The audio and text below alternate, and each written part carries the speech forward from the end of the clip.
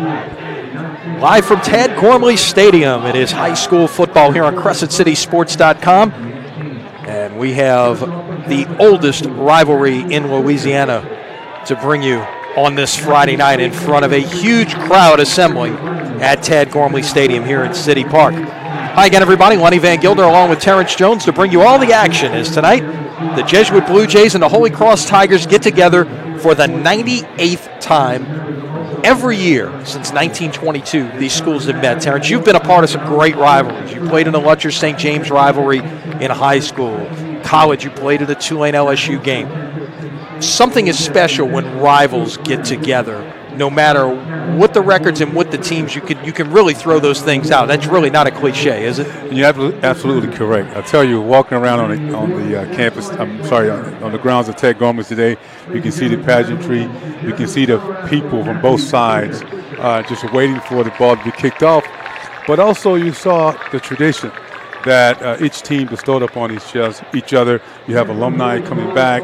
I just had a conversation with a band member who played in the late 60s, and he came back to play with the band here, Jesuit band. So the tradition, as you mentioned, is something that everybody should experience. As you mentioned, in high school, yes, I played Lutcher St. James, obviously the Tulane LSU games. But again, the fifth oldest high school rivalry in the nation. What an example of two community schools coming together on the gridiron on a beautiful night tonight. Yeah, we've got a lot of pageantry going on leading up to a little bit later kickoff than what we normally have on a Friday night. Most of your Friday night games get underway at 7. This one kicks off at 7:15 to accommodate everything that will happen. We've actually already had the coin toss this evening. We're meeting the scholar athletes. We still got the Star Spangled Banner to come. We're going to hear from both coaches as well as we're getting ready for both teams to actually take the field as we're still about 12 minutes or so from kickoff. Terrence, one of the things that you and I noticed in being out here before the game, the great festive atmosphere out on the grounds in front of Tad Gormley with the alumni and the fans. It was all business inside the stadium as these two teams were warming up, waiting for the fans to come in. It was a very business-like atmosphere, wasn't it? You can see the dynamics outside as well as inside. When you walk in the football stadium, the guys are quiet, they're focused, coaches are focused, eyeing each other down, players are eyeing each other down, and you can sense there's something about to happen in a few minutes here, and everybody's focused, and the tone is set, and I'm ready to see this big rivalry here. This is our first time. And look, this is a friendly. This is not Auburn, Alabama, Michigan, Ohio State, those type. Tulane, LSU, for those of you who remember when those they actually still played, right? Right. I compare this a lot to Army, Navy, and with good reason. You've got all the pageantry and the festivities, and there's a lot of mutual respect between these two schools when they go at it on the field. And I tell you what, and so that's what happens when you have the admiration and respect. Years ago, right, and up until now, and I think that's why it continues the way it continues, and the respect from not only the football players, from the administration as well, and it goes over well in the community of both schools. So we're counting down the kickoff here. I tell you what, we will take a quick break. When we come back, we're going to hear from both head coaches. We will hear from Mark Sanchi of Jesuit. Eric Robato of Holy Cross had a chance to visit with both of them before this game earlier this week at the Greater New Orleans Sports Foundation Quarterback Club. Jesuit and Holy Cross for the 98th time. Back with more after this on CrescentCitySports.com.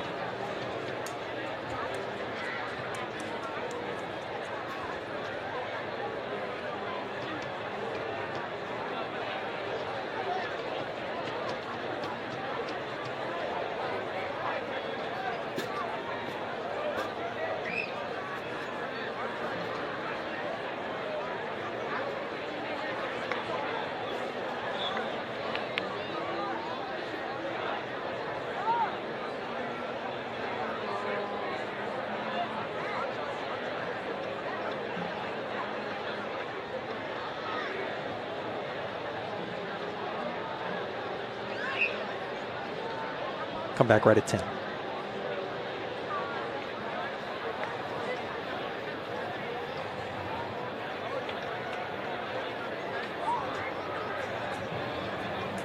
And now, ladies and gentlemen, as we've done 97 times before, let's welcome both teams to the field this evening. To the Great American Back at Tad Gormley Stadium, both teams getting ready to take the field here. Holy Cross is the home team. They alternate home and visitor each year. They will be in the dark uniforms this evening. And on the far bench, as we view it here at Tad Gormley, Jesuit will be in the white uniforms, and they will be on the near side bench as we view it here. We mentioned both teams getting set to take the field here. You see the Blue Jays. Earlier this week, all of the head coaches at the Archbishop Hannon Classic, which is going on. This is rivalry weekend in the Catholic League. Jesuit Holy Cross tomorrow. We've got Archbishop Rummel and Archbishop Shaw for the megaphone. You got the backyard brawl here tomorrow night between St. Augustine and Brother Martin, which you'll have right here at CrescentCitySports.com. As here come the Blue Jays.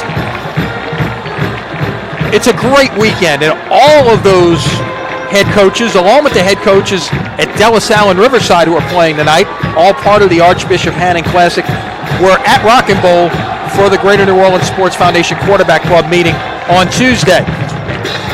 And I had a chance to visit with Mark Sanji and talk to him right off the bat. We started talking about what this rivalry means to both of these, for both Jesuit and Holy Cross. Coach Sanji, Jesuit Holy Cross week once again. Let's start there. Your thoughts on the history and tradition that this rivalry brings to the table. It's hugely exciting for our fans, for our players, for our entire school community. I think it celebrates some things that are really right with high school football. Celebrating the longevity of this, the fact that it wasn't broken during a really tough time in our city. Our whole school community looks forward to this every year. It's just something else, the pageantry that goes with it. It's something else. We really enjoy being a part of it. I feel lucky and proud to be part of it. 4 games in the books. What is your thoughts thus far on your team's progress through these first 4 games of the season? Well, on a negative side, I think we make mistakes that we can't overcome or that we don't know how to overcome yet, and I think you need to play through that. I do see us getting better every week.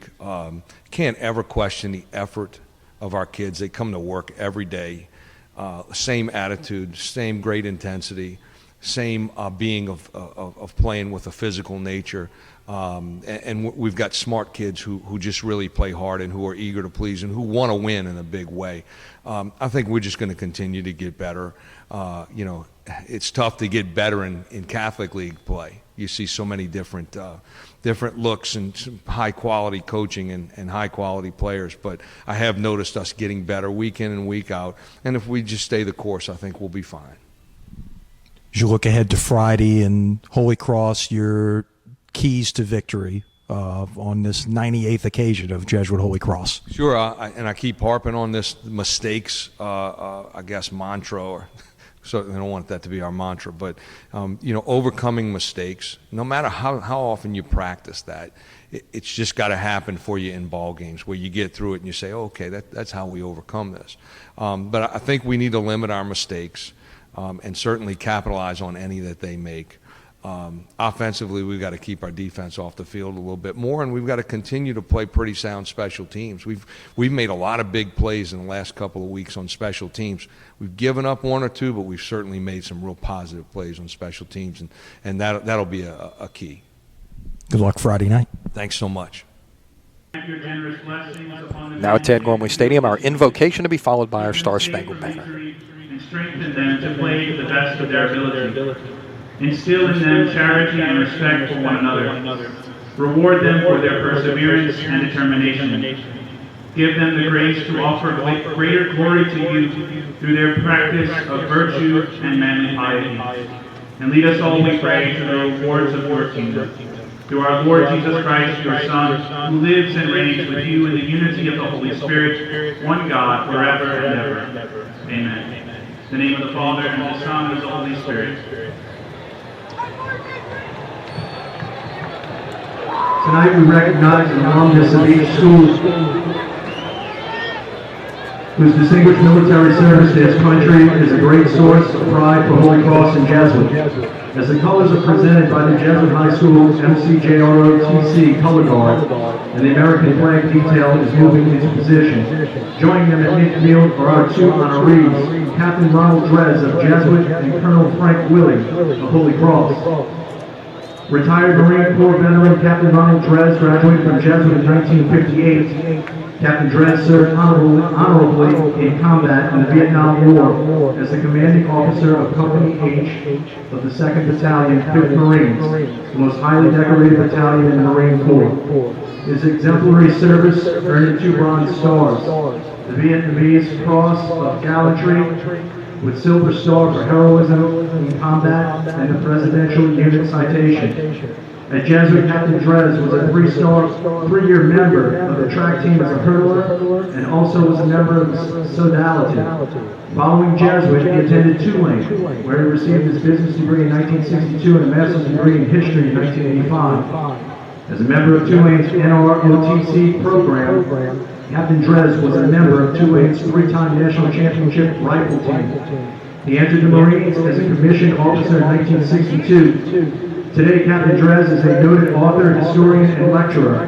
He has published 9 books of military history, including Remember D-Day, selected as a best book of 2004 by the School Library Association. In 2012, he published Gallant Fighting Sons, The History of Jesuit High School. Captain Drez has worked with 2 noted historians, Douglas Brinkley and the late Stephen Ambrose. Captain Drez is the president of the Stephen Ambrose Historical Tours. He and his wife Judy have 3 adult children and 12 grandchildren. Presenting Captain Drez with his award to Staff Sergeant Michael McCary. Ladies and gentlemen, Marine Corps veteran Captain Ronald Drez. Retired Air Force Colonel Frank Willie graduated from Holy Cross in 1965. Colonel Willie was a quarterback and member of the 1963 state championship football team and captain of the 1964 team and valedictorian of the class of 1965. Upon graduating from Holy Cross, Mr. Willie attended Dartmouth and then joined the Air Force.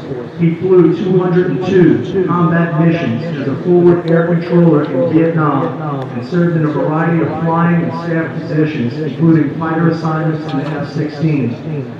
Mr. Willie ended his 27-year career as commander of the Southeast Air Defense Sector at Tyndall Air Force Base, Florida, retiring as a colonel. He then became a pilot for United Airlines. Colonel Willie and his wife Pat, also a retired Air Force colonel, have 2 adult children. Presenting the award to Colonel Willie is Staff Sergeant Lucas Vega. Ladies and gentlemen, Colonel Frank Willie. Welcome to our church, our senior distinguished military, along with Colonel Frank Willie, the Holy Cross, and Captain Ron Drez. Thank you, gentlemen, for your distinguished service to our country.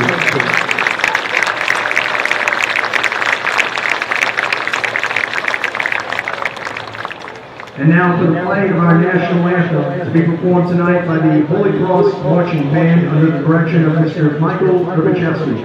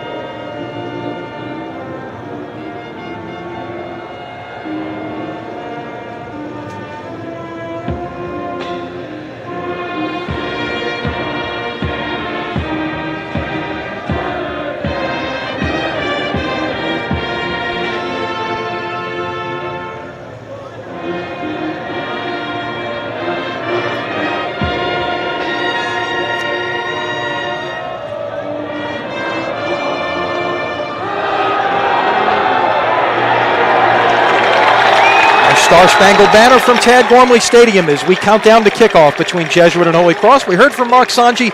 Let's now hear from Holy Cross coach Eric Rabato. Coach Sanji, Jesuit Holy Cross week once again. Let's start there. Eric, first of all, Jesuit Holy Cross week again means so much to so many people in this community. Your thoughts from the Holy Cross perspective on this great rivalry. You know, when I first came to Holy Cross in 2002, I realized it was a big rivalry, but it's been 16 years, and to see the game get bigger and bigger each year, and everybody's just appreciating it a little bit more, is tremendous. I mean, you can know that by the crowd size and just how many reporters I've had to talk to this week, how much it means to the community. Your season thus far has been a little bit unusual. You ended up with an unexpected off week in week one. Talk about your team's progress in season to date. We're getting better each week, and that's what we've been preaching. It's about how you're playing in October, November, as opposed to how you're playing in September. I've seen improvement each week, but again, we need to progress and get better each week. We can't get caught up in, and I know it is a big game, but we can't get caught up in that part. We need to see if we're getting better from a week ago. And as you take a look at Jesuit and prepare for this 98th meeting, keys to victory for your team? It's nothing complicated. I think on offense we need to protect the football, and we need to have a strong running game. We realize they're very stout on defense. They do a great job. The guys, the Jesuits' defensive fits are unreal. They do a great job with that, and credit to their coaching. And on the defensive side, we can't give up the cheap play. And we're set for kickoff, and away we go from Tad Gormley Stadium. Jesuit receiving the opening kickoff. They'll bring it back this way towards the 25, out past the 25, near the 30-yard line. That was Michael Torrey on the return, and Jesuit will have the football first. Holy Cross won the toss, which happened about 5 minutes before we came on air this evening, with just all of the festivities going on. They got the coin toss out of the way early. They deferred to the second half. So the Blue Jays will operate first on offense this evening with Alex Watermeyer, the senior at quarterback. 37% passer. He's thrown for 454 yards, but 6 touchdowns this year, Terrence. Pretty good high percentage right there. Single setback. That is Torrey on the carry, trying to go off the right side. Might have gotten back to the line of scrimmage. Maybe give him a yard. Holy Cross tight end. Defensive end caved that in really fast there. Good play on his part. It'll be second down and 8 at the 28-yard line.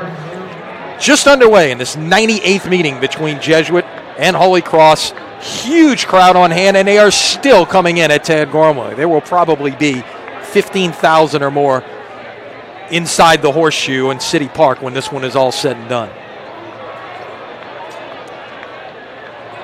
Watermeyer from the gun. Pair of receivers. Now one will come in motion.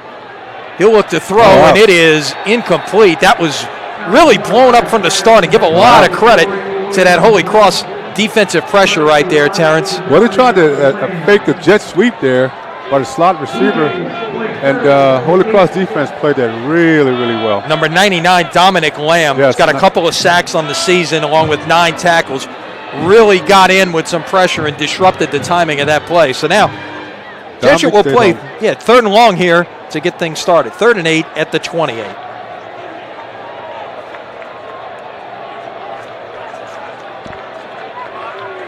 Watermeyer from the gun. Nice. To the far side. That is incomplete, and Jesuit will go 3 and out on their opening possession of the evening. Try to quick out there at the 10-yard line. I'm sorry, the first down mark. The cornerback was definitely on top of that one. Bernardo from Jesuit tried to get that one out, but good play by Holy Cross defense. Max Skirich will handle the punting duties here for the Blue Jays.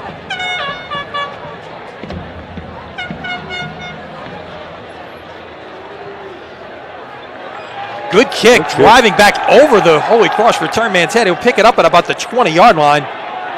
That's Wimberly coming to the near side, 25. Now he's going to try and go back to the far side, and he may have some room to run. Might be 30, coming back to him. 40, see a couple of flags. Midfield, Yeah. Wimberly will go the distance, but hold everything because there's some yellow tissue back around the 35-yard line. Really unfortunate. With a way to start the game for Holy Cross, but however, that might be coming back. Special teams always key in football games. Field position is always key. It's an illegal block in the back against the Tigers. Now, there were two flags down, one about the 29, the other about the 35. It was a 52-yard punt by Skirich. I tell you what, man, Waterman really set him up to the near side and just switched fields on him.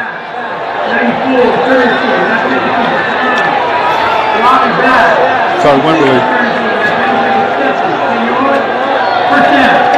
They'll mark it off from the 31-yard line, so Holy Cross will open its first possession at the 21-yard line, where we will get our first look at Jaden Moran, the quarterback here. Wow. So 79 yards you end up losing in that exchange there. Instead of having a touchdown, now you've got to start the possession at your own 21-yard line. Here we go. Moran behind center with Landon Bates in the backfield. Bates has been terrific this year for Holy Cross. 430 yards rushing, 6 touchdowns. He will touch it here on first down. Wow. Going off the far side. Wow. Turns the corner, 35, 40. Wow. Midfield, 40, 30. Trying to cut it back inside. 20, still on his Wow. feet. 15, 10, 5. Wow. Touchdown, Holy Cross. 79 yards on the Tigers' first play from scrimmage What from a great- Landon Bates. What a great play. It was a counteraction to the strong side. And he just broke it on the outside. That was a lot of distance by himself. What a run by Bates. Great blocking up front by offensive lineman there. Got to be able to set the edge when you want to run No that doubt, sweep, and no he doubt. got it. He turned the corner and just turned on the burners from there. Great field vision by Bates. He cut the few back. Made a few defenders miss. Extra point by Heitmeyer is good, and with 10:24 remaining here in the first quarter, just 96 seconds gone by in this one. Wow. Your score, Holy Cross 7 and Jesuit nothing. You wondered, you pop that big play on special teams and you get the penalty, and you wonder what a team's psyche is going to be when that happens. So what happens on the first play from scrimmage? They send one to the house 79 yards. So obviously they handled it pretty well on the Holy Cross side. They did. Great first call by the offensive staff of Holy Cross. Misdirection play. Bates cut it out on the outside and broke a few tackles. As you mentioned, took it to the house. Trevor Termini will handle the kickoff duties. Number 37.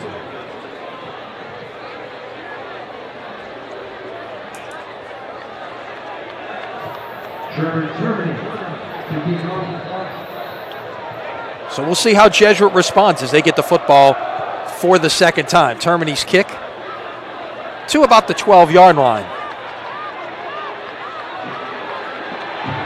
And this time, it is Michael Hull on the return, and he is up to about the 23-yard line. So the Blue Jays will operate from there after a 3-and-out on their first possession. Let's see what kind of adjustments Mark Sanji's club makes on the second drive. The former Shaw head coach Scott Bainsfather, now the offensive coordinator at Jesuit.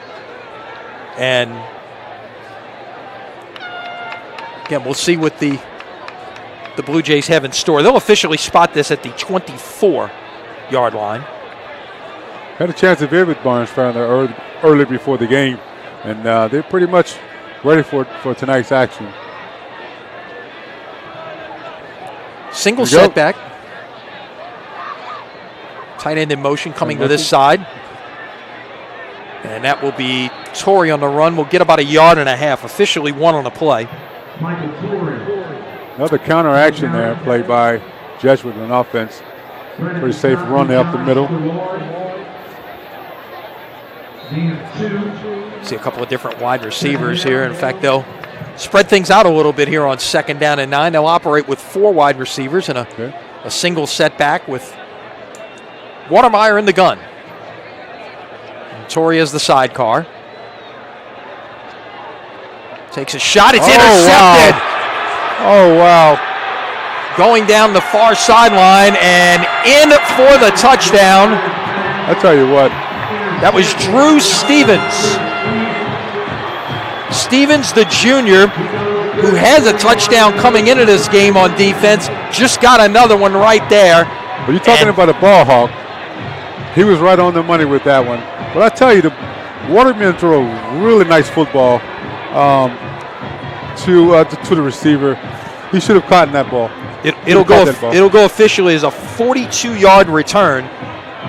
And we are less than 2.5 minutes into this game, Terrence. Yes. And it's about to be a 14-0 ball game. You've been on both sides of these. If you're the team that's in front of the team that's behind, how are you dealing with this right situation? Now, Jesuit got to settle down. I think you're probably a little bit too hyped up for this one, and obviously so why they are. But at the same time, I think they have to settle down and let just play football. It look like they're pressing just a little bit, but still early in the football game. A lot of football left. However, momentum is on Holy Cross's side. This is kind of different than what happened. Jesuit lost its district opener last week to St. Aug, got off to a great start, made a big play early on, blocked a field goal, returned it for a touchdown, got out to a 10-0 lead, even had the football with a 10-0 lead, and then it got away from them after that. Tonight, it's a different script. Now they're getting off to the slow start, and now they're going to have to work their way back from a 2-score deficit here. If you're on the other side, if you're Holy Cross now, what are you telling your players right now? Everything's gone other than the penalty on the punt return. Everything has gone to script thus far. Exactly. What they should be doing on the Holy Cross side is continue the tone that they've set early on here. However, still in the first quarter, they got a lot of football to go. They cannot relax. Whatever momentum they have right now, they got to continue to have it going forward. And on the other side, Jesuit again. Whatever level football you're on, big plays usually determine the outcome of the game. And so far, Holy Cross has 2 of them. And nearly 3. Yes. Third kickoff of the night for Holy Cross. This is Hull coming back this way. Jesuit's going to start with their best field position in the evening as Hull will get it out near the 35-yard line. They'll spot it officially at the 34. The Blue Jays will start their third possession from there. And right now, Jesuit hasn't had the opportunity to establish anything via the passing game or the running game. So they have to get some rhythm here so the guys can get some confidence right about now. First thing you got to do, make a first down. Exactly. Baby step, right? Get the first down, get another first down, get the chains moving a little bit. Like you said, there is a lot of time left in this football game. We're only 2 minutes and 35 seconds gone. Plenty of time for the Blue Jays to make up this deficit. On 1st and 10, Torrey off the left side. Give him credit. That really didn't have much to go, and that was exactly. It was all Michael Torrey to get 3 yards on that one, and that really keeps you on schedule right there, Terrence. Exactly. Second and 7. That's where you want to be. Up until now, it's been 2nd and 8, 2nd and 9. Exactly. They put themselves a little bit off schedule, but they have an opportunity to go to the playbook and run something that's scripted. Based on the down and distance and field position at this point. 2nd and 7, ball at the 37-yard line. From the gun, Watermeyer will give it away. This is our first look at Willie Robinson, the other running back. He will lose a couple. Misdirection play did not work. And Jesuit will play 3rd and 9 at the 35-yard line.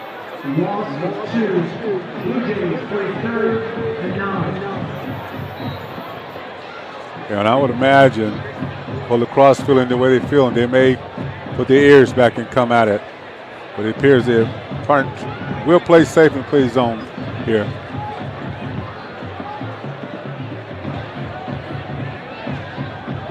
Watermeyer play action. He's going to take a shot downfield, and Oh, incomplete. He had a man he there. had a man there.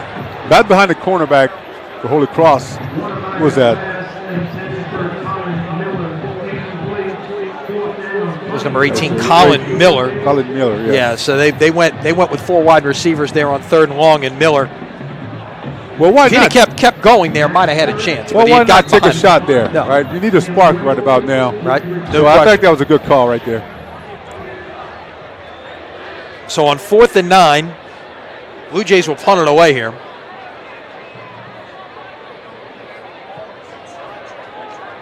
Wimberly will call for the fair catch at about the 28-yard line. Officially the 29, they will spot it. And Holy Cross will start this possession with 7:53 remaining in the first quarter. Tigers have run one play from scrimmage. Wow. And that score you see is right. It is a 14-0 game after they've run one play from scrimmage. It was a 79-yard run by Landon Bates. The other score on a pick six by the cornerback Drew Stevens. 42 yards on the return.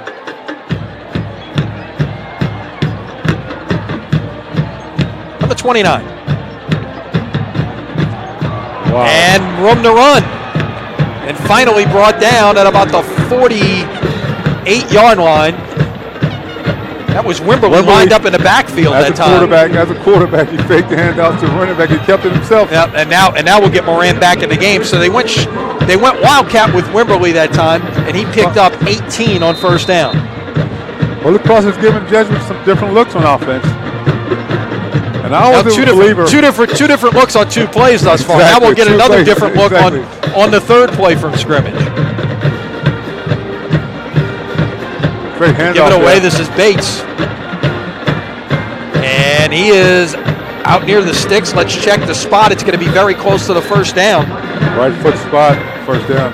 You give him right foot spot. First down. Yep, first down. So Holy Cross has run 3 plays from scrimmage. They've gained 3 first downs. They've had a punt return for a touchdown called back. They've had an interception return for a touchdown that stood. Every time they touch the football, big things are happening thus Momentum far. is definitely on their side right now offensively. From the 43 of Jesuit. This is Wimberly again.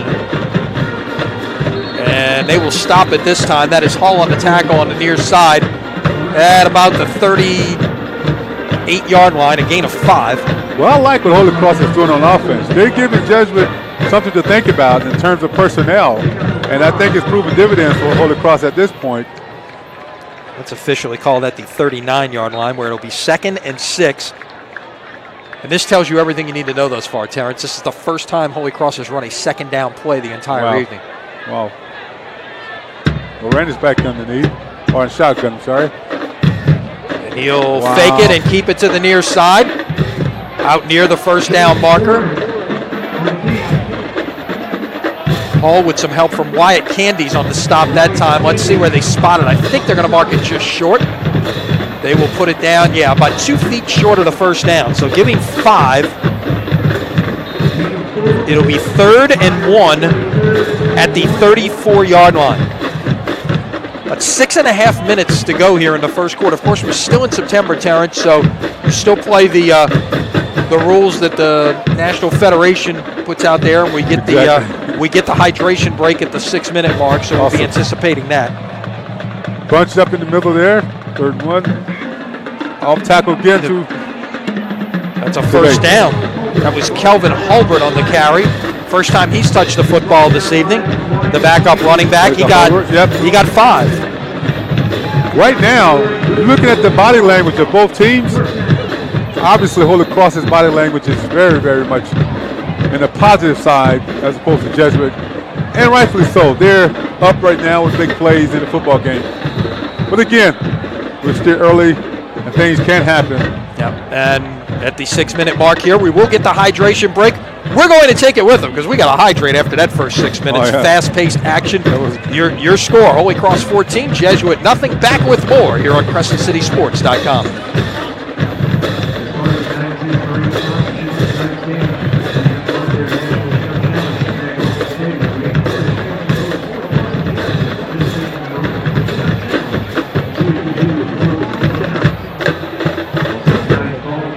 stream live on CrescentCitySports.com. Check out all of your Metro sports action and Friday night scores at www.CrescentCitySports.com.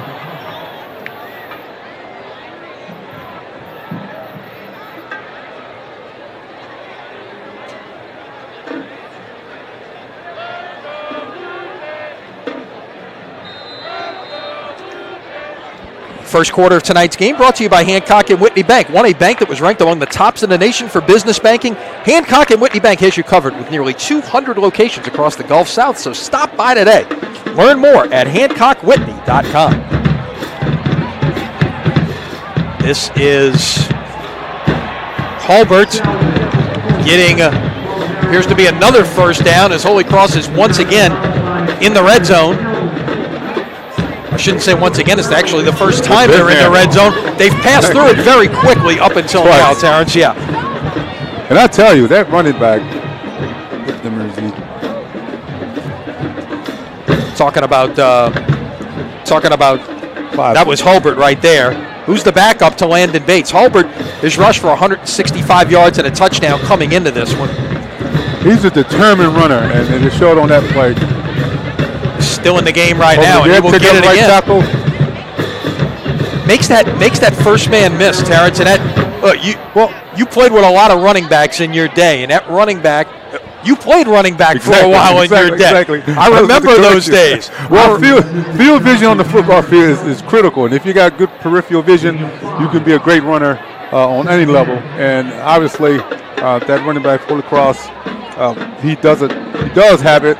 And he's showing it on the football field tonight here.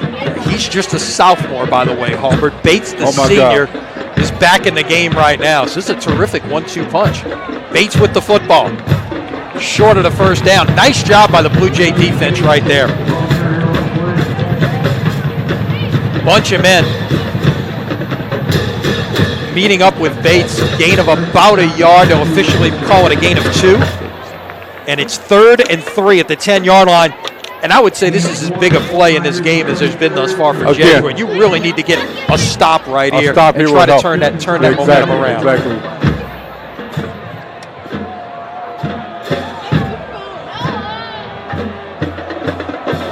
Wow.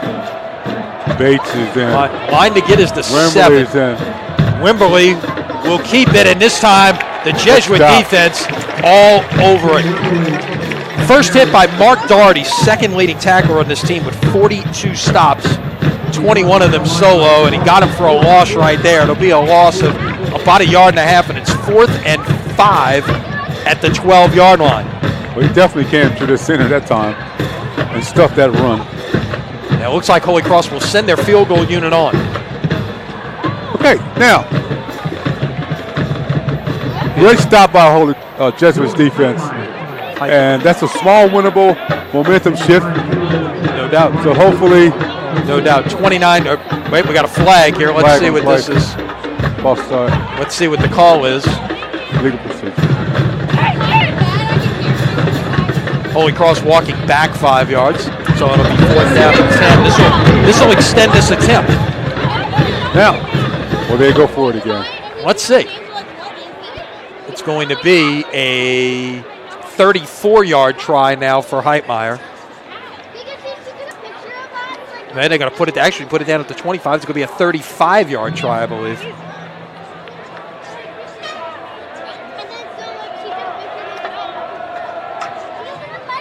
On the way, and good. So with 3:29 left here in this first quarter, your new score, Holy Cross 17 and Jesuit nothing. Now you look back a year ago in this series, Terrence. Jesuit 38-0. So Holy Cross is doing their best here to flip the script this evening. No question. They have reason to come in here tonight, regardless of the record, and play Holy Cross football. No doubt. And again, our thanks to Hancock and Whitney Bank for their sponsorship of tonight's live web stream here at CrescentCitySports.com. Every business needs a partner they can trust, so go with Hancock and Whitney Bank, voted 2017's best New Orleans area bank by City Business. See how they can help take your business to the next level at HancockWhitney.com. 4th time tonight the Tigers are kicking off. Let's see if Jesuit can get some good field position here so they can put their offense in a better position to start some drives here. It's Torrey to the near side. It's Hull to the top of your screen. Oh. Hull can't hold on to it. Picks it up cleanly on the hop, though, and makes something out of it, although a flag comes in. He stopped at about the 27-yard line, but this may be moving backwards as a flag came in on the return.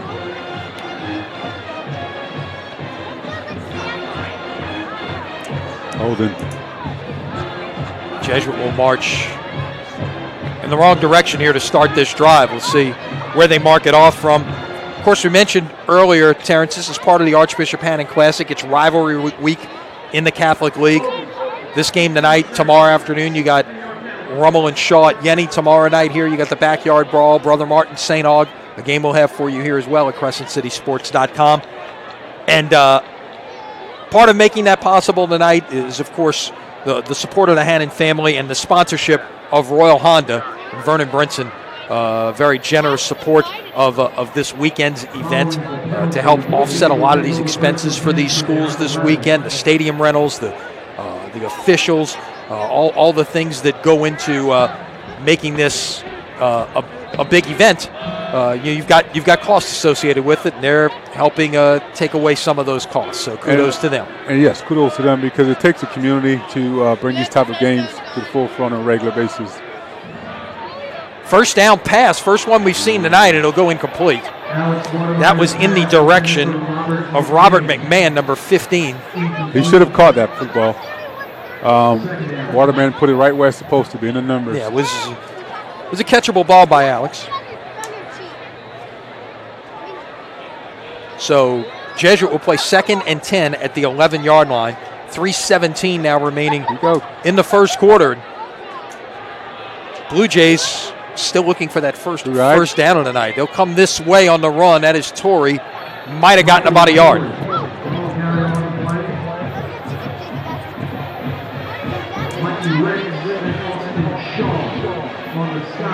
Third down, Jesuit has to be really careful here.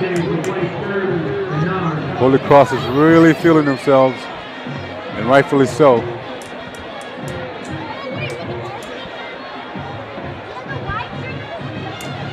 Clock ticks inside of 3 minutes. Jays will play 3rd and 9 from the 12.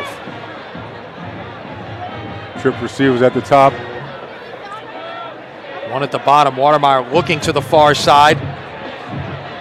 And that went nowhere. Nowhere. Bubble screen. Nowhere. Threw it in the direction of Brendan Bergeron, the 3rd receiver, and lost yardage on the play. Well, the good news is he did complete a pass, which is his first one of the game, but it's going to go for a loss on the play because it was well defended once again. Well, at that point, by Holy Cross. Down in distance, Holy Cross defense was playing it safe anyway, so the bubble screen out to the wide side of the football field. They tried to make something happen, but their defense, Holy Cross, was all over it.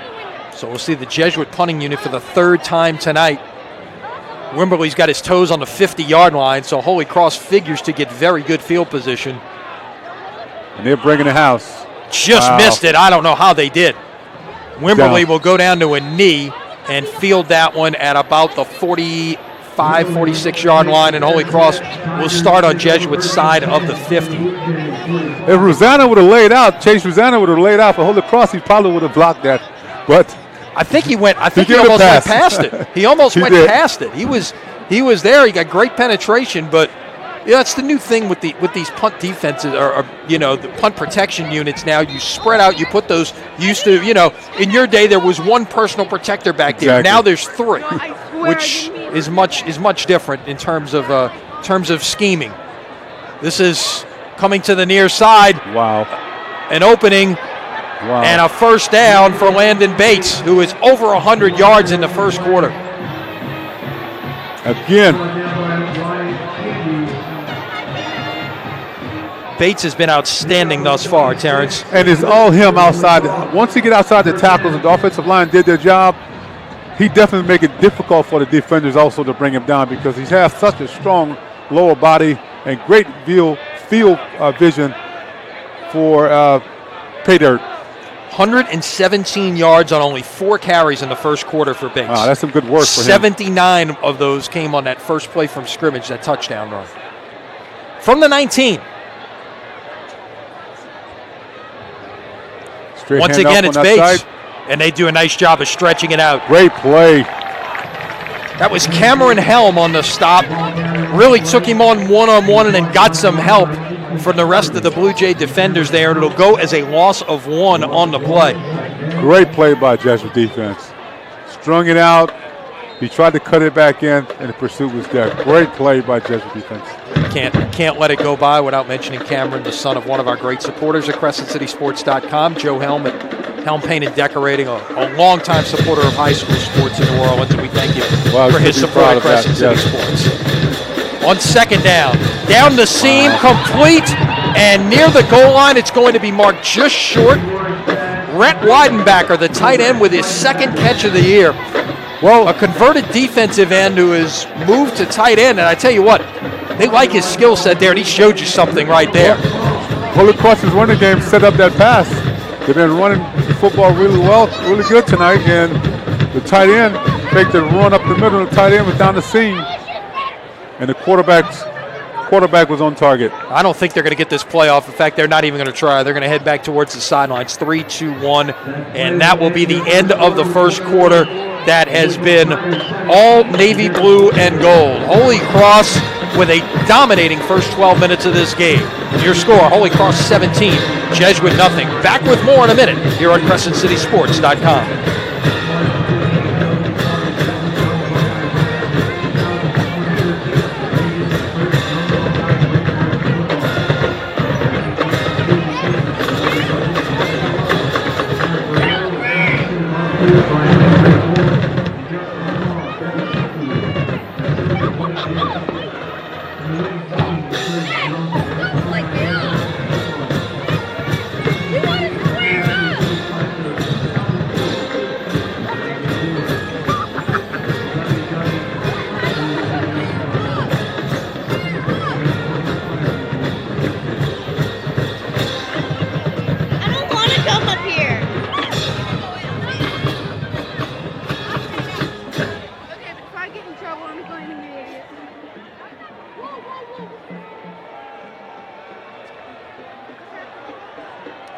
Between quarters, they recognize the winners of the inaugural Young Alumni Great American Cook-Off Contest. A lot of Jesuit alums participating in that from the class of 2000 to 2013, judged by Jesuit alums who are all chefs at restaurants here in town. And congratulations to the Jesuit class of 2004, whose lamb burgers won that great honor. Nice hit there on first down, and it'll come up short of the goal line. So Holy Cross going to make the long walk across to from 1 to 1 yard line, 98 yards, and now it's second down and goal. Big stop here, but Jesuit, that would be great. I guess officially we'll call this the 2 yard line.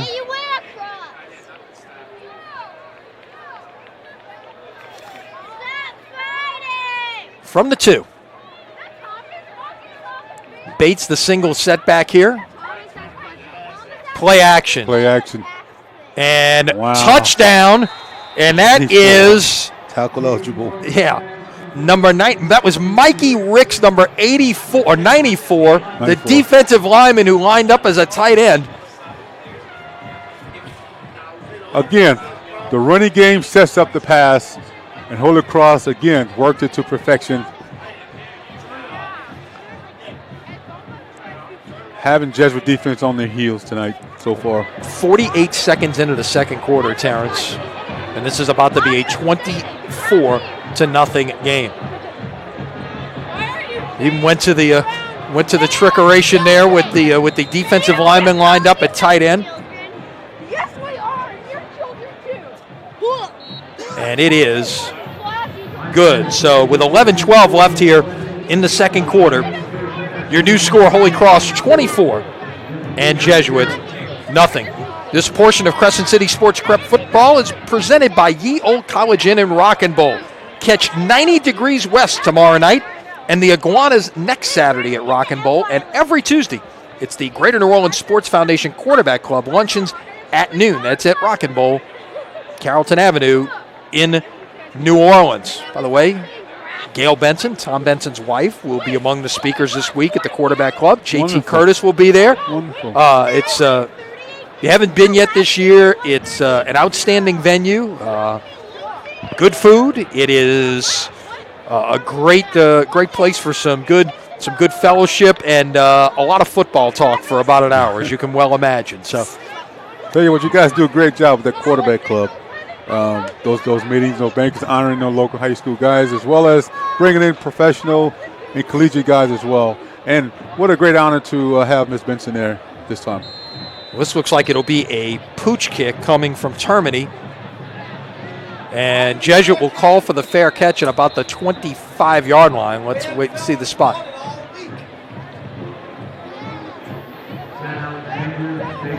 We'll spot it officially at the 24-yard line. Jesuit really needs to get something going on offense. Look, a score would be great, but really you need to get a couple of first downs and try to build some continuity, and it'll give your defense a chance to rest because you've been nothing but 3 and that's out. what I was going to say. Get a couple of drives in, a few series, give the defense a chance to rest a little bit, and get something going for the offensive side because you need some positive plays here so your confidence can get back as well. My dad is the one. From the 24, and a big run here on first down. Great call to the wide side of the field. Got an opening there. Torrey on the carry will pick up about 6, and the best play we've seen thus far this evening for this Jesuit offense. Now you need another one. And another one, and another one, and that's what it takes and that's to kind how you of get back into the football game. And in terms of confidence building, a few plays like that, extend the series, and then you hit a big one, and all of a sudden you're back at least momentumly in the football game. Tight end in motion. Okay, Play action. we're crazy. I'm going in. Throw it away. Guy's got a little bit of room to run, and he will put it down. Let's see exactly where they'll spot it as Watermeyer kept it. He's going to get the first down. He's out past the 35-yard line. That was a smart play by Waterman, but I tell you, he had a receiver on the corner route down on the field. All he had to do was toss it to Mr. Black, Drew Black, this tight end. But look, a smart play because again, nobody was there to cover him, and he had room to run and used his legs and took the certain first down. Yeah. Moved the chain. From the 36, Jesuit after their initial first down of the evening. Little slant. We'll get about 5. Good play, So all of a sudden, continue. That's all they got to do. Chip by chip, play by play. Take what they give you. Don't force anything. that was Noah Varnado on the catch. So it'll be 2nd and 5 at the 41. So 6 yards, 6 yards, 5 yards. The first 3 plays on this drive. And again, those are momentum builders. How small they may be.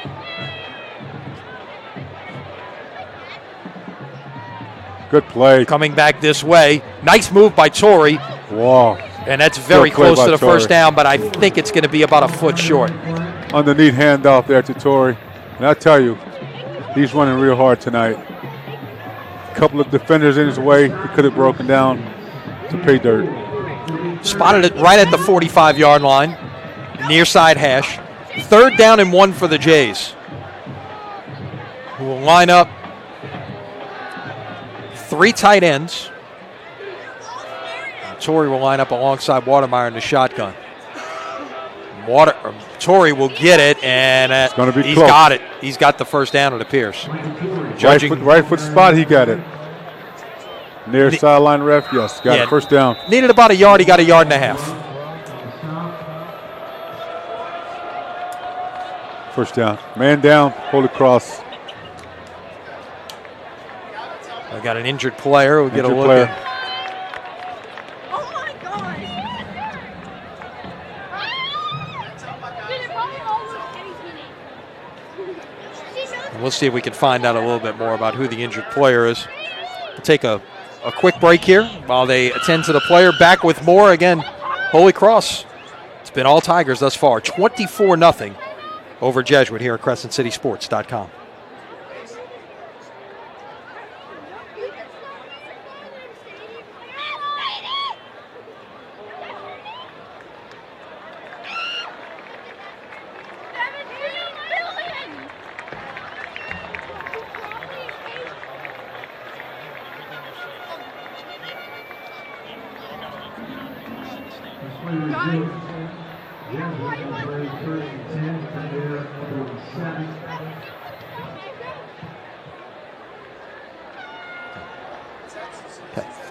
Joshua Gillard was the injured Tiger.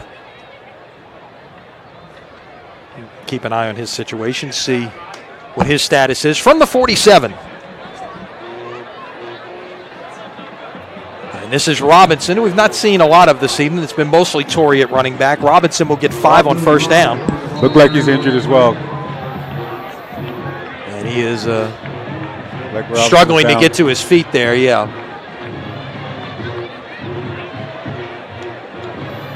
So, a couple of injuries, one on each side here on back-to-back plays. You certainly hate to see that, Terrence. It's been I tell you, you don't know what the cause of these things are, but the one thing I was going to say, it's been a warm September. I mean, usually about now, I remember this is week 5 of the high school season. It's usually about now, okay, here comes that first cold front.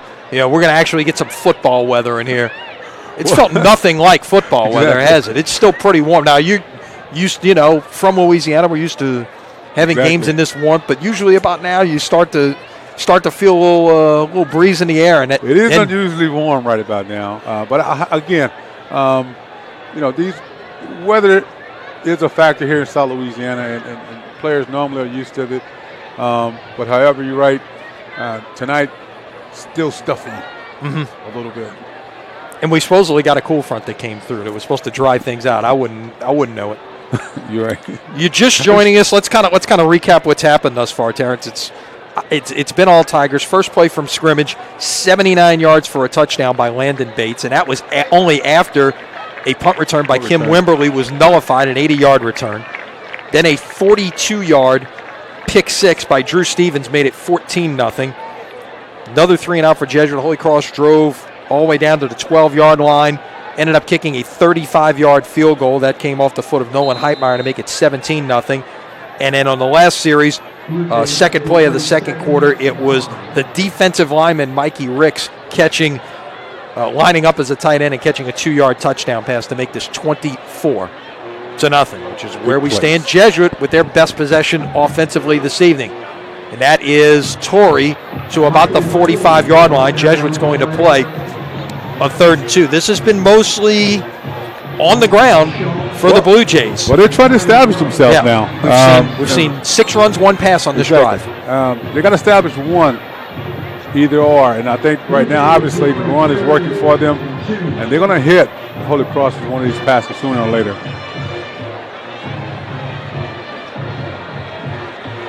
Play clock inside 10. Jesuit with a tight end to this side. Head trips to the left. Now they'll motion out of it, and it's play action. Watermeyer with pressure overshot the receiver. It was intended for the tight end, Dylan McKeel. So it's 4th and 2. Blue Jays lining up in punt formation here, and you have to wonder, 4th and 2, is it time? Would you try something here? Certainly field position and down and distance suggested, or now that you've given your defense a chance to actually rest for 4 minutes, do you punt and try to play defense? You're at midfield right about now, so punt the football and give the defense an opportunity to hold them. And obviously, this is a great punt. Well done. Good field position right there. Between the numbers and the sideline, that's ideal if you're a punter. Exactly. And at the 6-yard line, so well done right there. And that's where Holy Cross will start with 7:39 to play here. Wimberly's such a dangerous guy returning football, but he had the football. So they're going to put it down at the 7-yard line officially. Worst field position of the night for the Tigers to get things started. They've gone from their 21, their 29, and the Jesuit 45 on their 3 offensive possessions, all of which have resulted in scores. Good play. Bates trying to get the corner, is not going to quite get there. Nice job by the Blue Jays stringing it out. He's a fine-looking running back, Bates is. And they had him in the backfield, but he's just outran him to the outside and made a few moves. He's a fine running back. You're right. It could have been obviously a loss on the play, and he made something out of it to get a little bit of the edge, but still that was a solid play by the Jesuit defense to prevent that from being even more. 2nd down 3 at the 14-yard line. Miranda pass. That is Wimberly who will make the catch and have the first down. Met by 3 Blue Jays at the 20-yard line.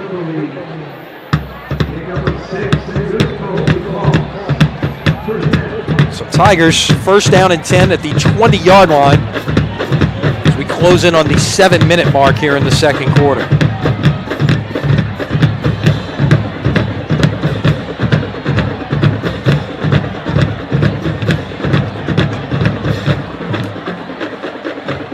It's been a back-and-forth series in recent years, Terrence. In fact, the home team has won the last 5 times as Bates with a nice job bouncing it back to the left side with room to run, 40, 45, and that was all Landon Bates right there, Terrence. He was going off the right side, had no room to run, bounced it to the left side, and just outran the Blue Jay defense for a gain of 29 yards. Tell you what.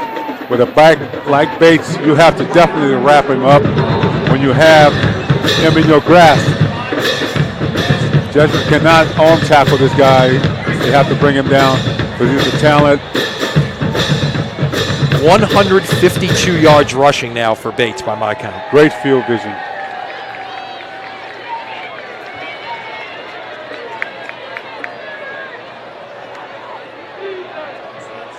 And they'll switch backs this time, go with Hulbert on the carry.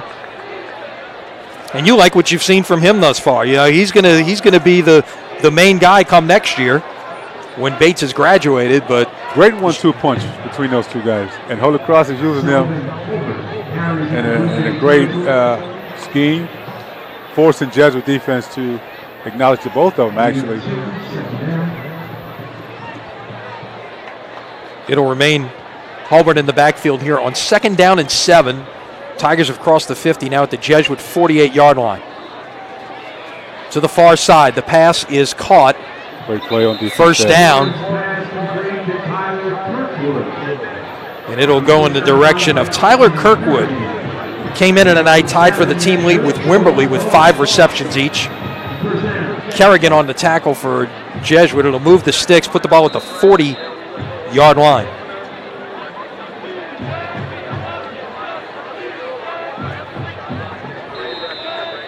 And we hit the 6-minute mark. Time to hydrate. All right. 6 minutes. Halfway gone here in this second quarter. Your score, Holy Cross 24, Jesuit nothing. Back with more in a moment. You're watching high school football on CrescentCitySports.com.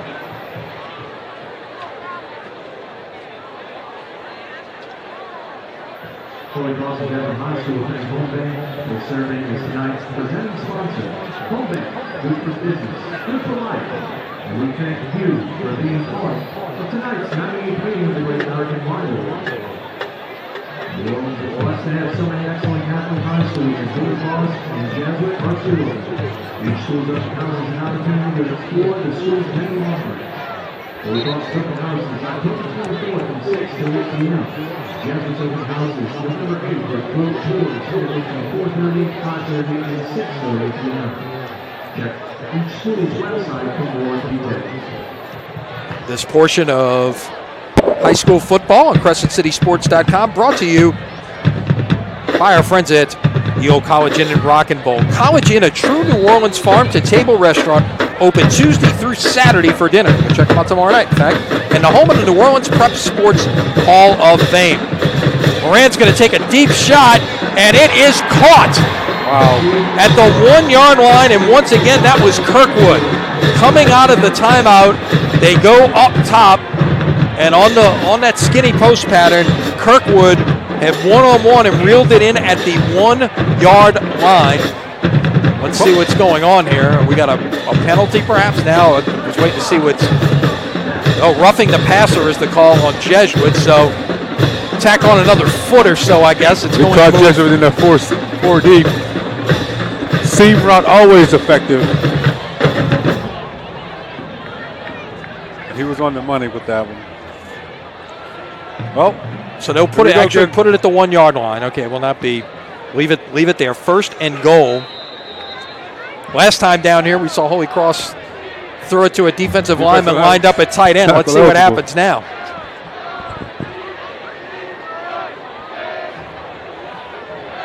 And that was, if I'm not mistaken, that was the first touchdown pass this year for Holy Cross. Exactly. So none of all these receivers we're seeing out there haven't caught a touchdown pass yet.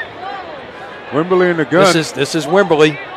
He'll go off the left side. They've got it well defended. And Great nice job by the Blue Jays. Number 98, Perry Gansey, leads this team with 59 tackles on the year. 7 tackles for loss.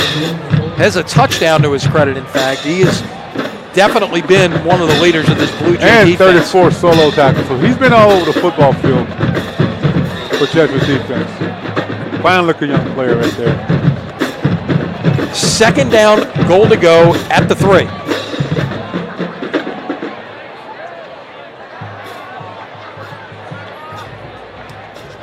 Clock ticks down near 4.5. Play clock down at 7. Play clock at 4, at 3. And Eric Roboto wants a timeout. Yeah. Holy Cross will take the timeout with 4.5 remaining here in the 2nd quarter. They have had it 4 times on offense. They've scored 3, trying to make it 4 for 4 right here. And this has really been, by all accounts, an impressive performance. By a Tiger team. Look at this was a team that had put up some points. They scored 34 against Shaw last week. They lost to a Chalmette team that we saw in week 1 against St. Charles Catholic. They lost to them 23-21. Lost to a really good Covington team 6-0 here, and of course didn't play week 1. They won by forfeit over Higgins after Higgins had to forfeit the game because of the incident that happened in their jamboree against Helen Cox. So they got a good offense. Right, this is a team. And talented runners in the backfield. Very athletic, offensive set in terms of players, and he utilized them well throughout the game, as well hash mark on the football field, because that's really, really important, and that's what they've been doing tonight. And now they'll go back conventional here with Moran operating behind center. We've seen Moran in and out. We've seen Wimberly operating from the Wildcat or the Wild Tiger, whatever you want to call it. Misdirection. Trying to get it outside to the near side, and that was Holbert. Got very close to it, but could not get in. Let's see where they mark him out. It's going to be at about, may have gotten a foot. I think they're going to call it no gain. So 3rd and goal from the 3. As soon as this ball was at the 1 yard line, if Jesuit can find a way to get a stand right here, that could go a long way. Great play by Saviak, 48 of Jesuit. Linebacker came in with 26 tackles on the season.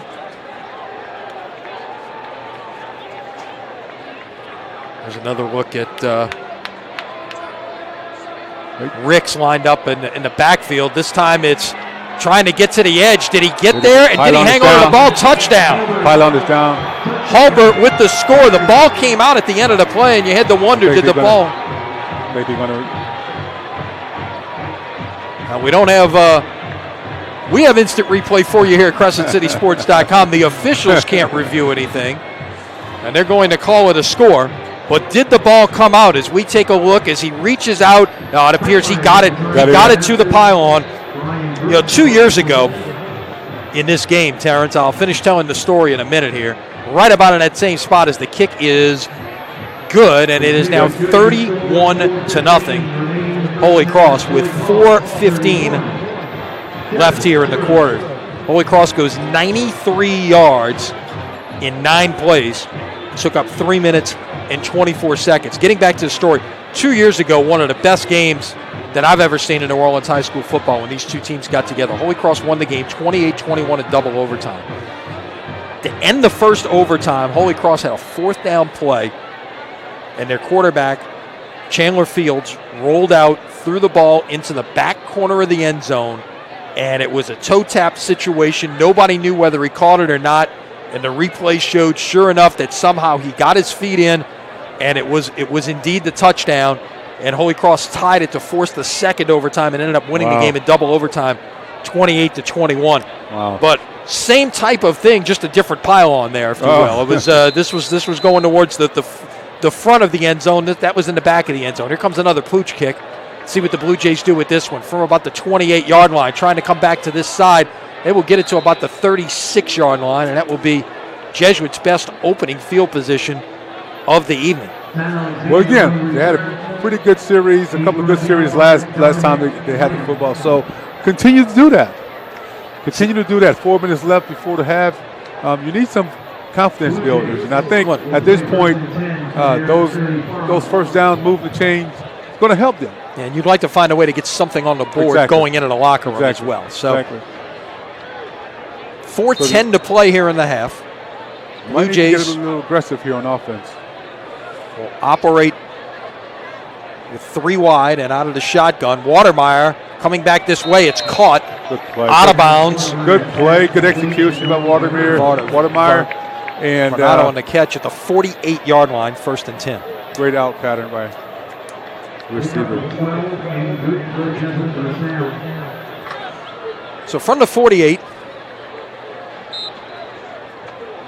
stepped outside, stopped the clock with 4:05 to play.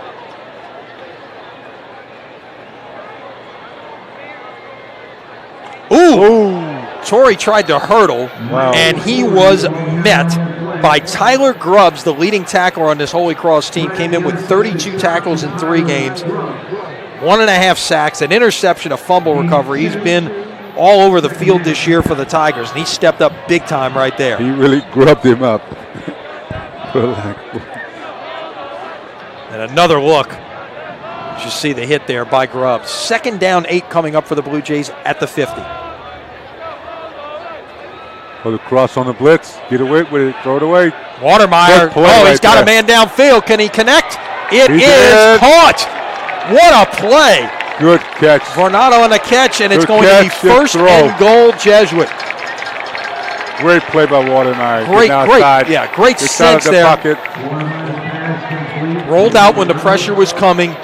And, of course, when that kind of pressure is coming, it's going to be favorable a lot of times in the secondary, and he was able to get the one-on-one situation down there. And the ball is at the 9-yard line, and we're going to have a timeout on the field. Let's see. Oh, we have an injured Holy Cross player back where the last play happened. Mikey Ricks, whose name we called earlier, the defensive lineman who caught the touchdown pass. That's a gain of 41 yards. Again, great play by Watermeyer, getting on the outside there and finding a receiver downfield. That play, receiver and quarterback work together.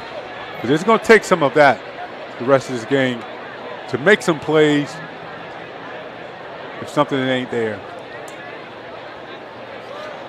41 yards on that play. Before that play, Jesuit had 47 yards of offense. They nearly doubled their offensive output on one snap of the football.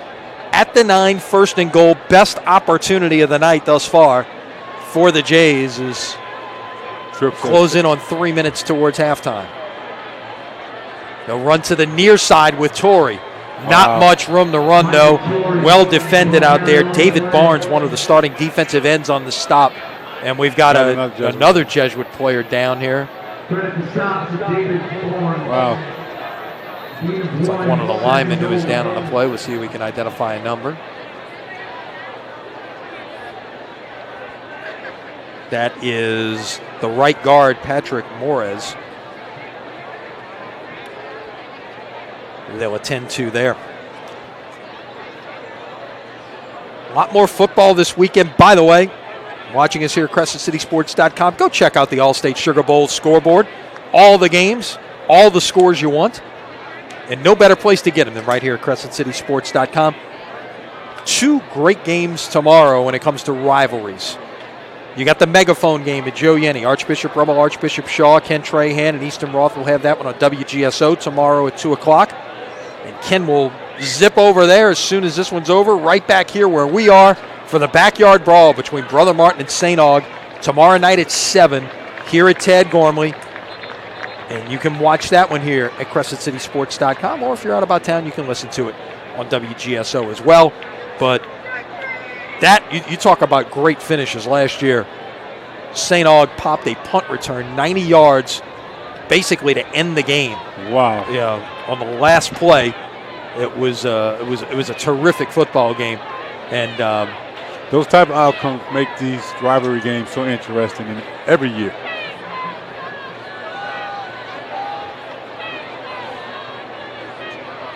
Torrey had to leave the game, and now we're seeing Robinson not available at the moment. We're seeing Brayton Whittington, the junior, in at running back. Going on a fade route to the end zone. Flag is down.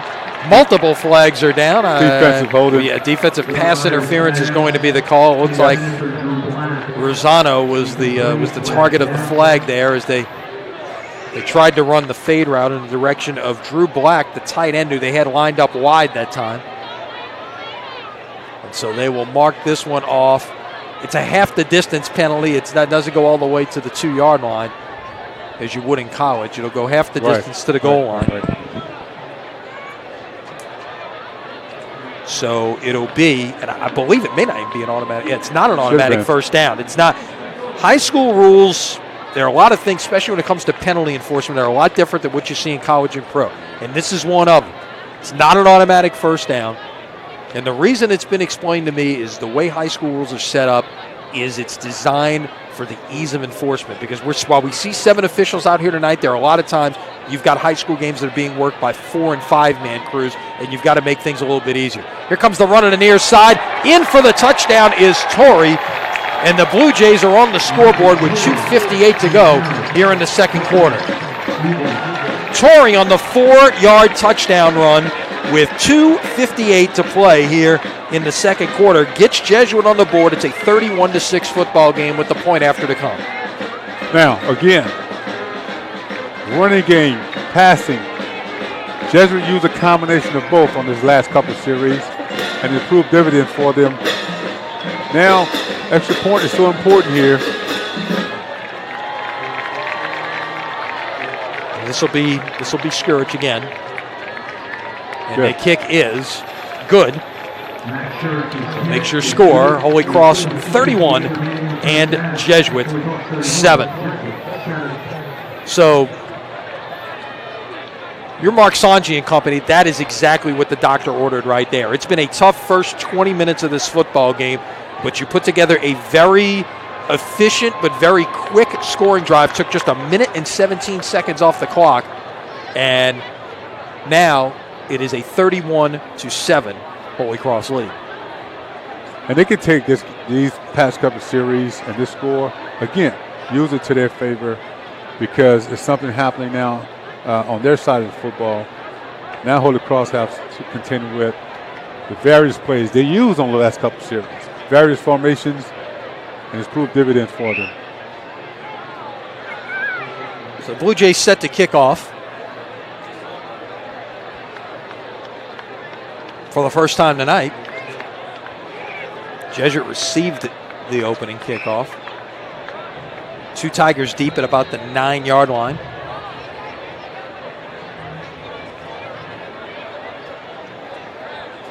Kick it away from, I believe that's Johnson, Jalen Johnson on the near side, the freshman. And that is Holbert, I believe, to the top. good. Kick it all to kick it to And Wembley. Wembley had lined up, but he Called a foul catch. He called for a fair catch at the 23-yard line. And question up here as to whether he continued to try to make a play there, and would it be a flag on that? Maybe I can ask Benny Jones, who's going to join us here at halftime, and knows a little bit about football officiating, as to whether, and I think the officials are getting together to talk about it right now, as to whether he continued on with the play after he had received the ball after calling for a fair catch, but they're going to just put the ball at the 23-yard line.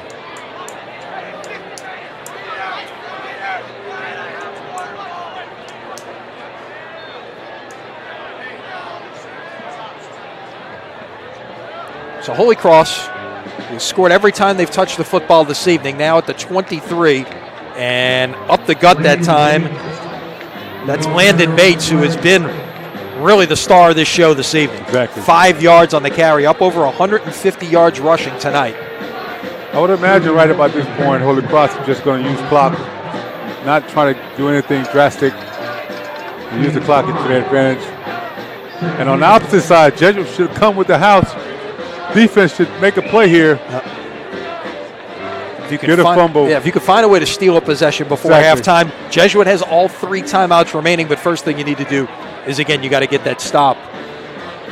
From the 28, second down 5. And again, it's Bates. Try to stretch it out to the far side, and we'll get about 3. Now it's 3rd and 2. I would think if you're Mark Sanji, you wait and get it to 4th down maybe before you try to call that timeout. So 3rd and 2 coming from just past the 30-yard line. The line to get is the 33. About a minute 45 now left in this first half. Well, the Cross is not in any hurry at all. They really haven't been for the last couple of series, and that's good. That's good game management. And the defense gathering up there, but they just cannot stop the push of Landon Bates, who will get the first down at the 36-yard line. 5 on that carry, and he could have really been stopped for 0 or 1, and he just kept churning those legs. That's all Landon Bates right there.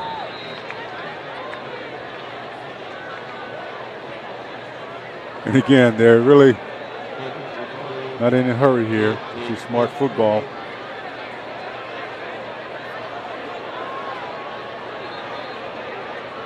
And timeout.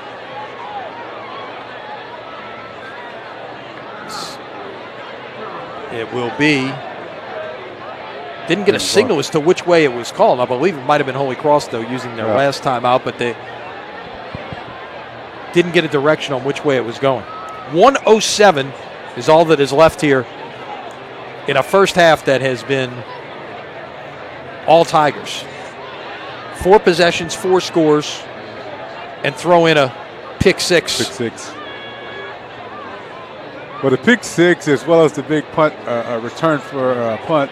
That was called back, but it really just it set the tone early. Exactly. Those big plays. You set the tone early. You had the punt return, even though it was called back, followed by the big run by Bates, followed by the pick six. That was all in the first 2.5 minutes of the game. Those are momentum builders early on, especially a rivalry like this when the emotions are so high.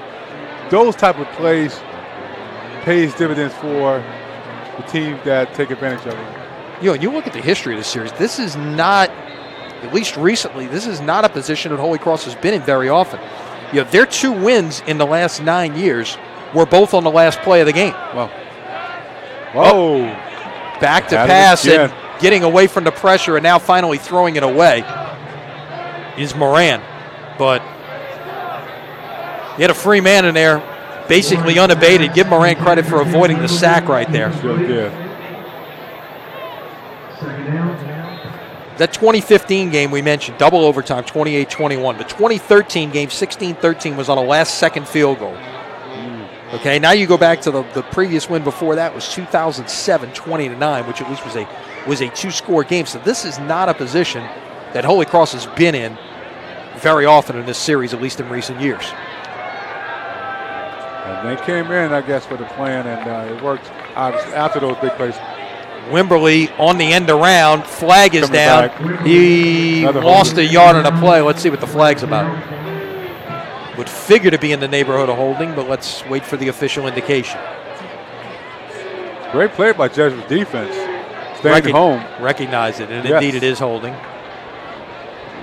Mark Sanji's got the choice here to take the penalty, and he will. Or you'd have 3rd down and 11, or you might have you got 2nd and 20. Although with 51 seconds left in the half, I'm not sure the down is as critical. But they will decline place at this point.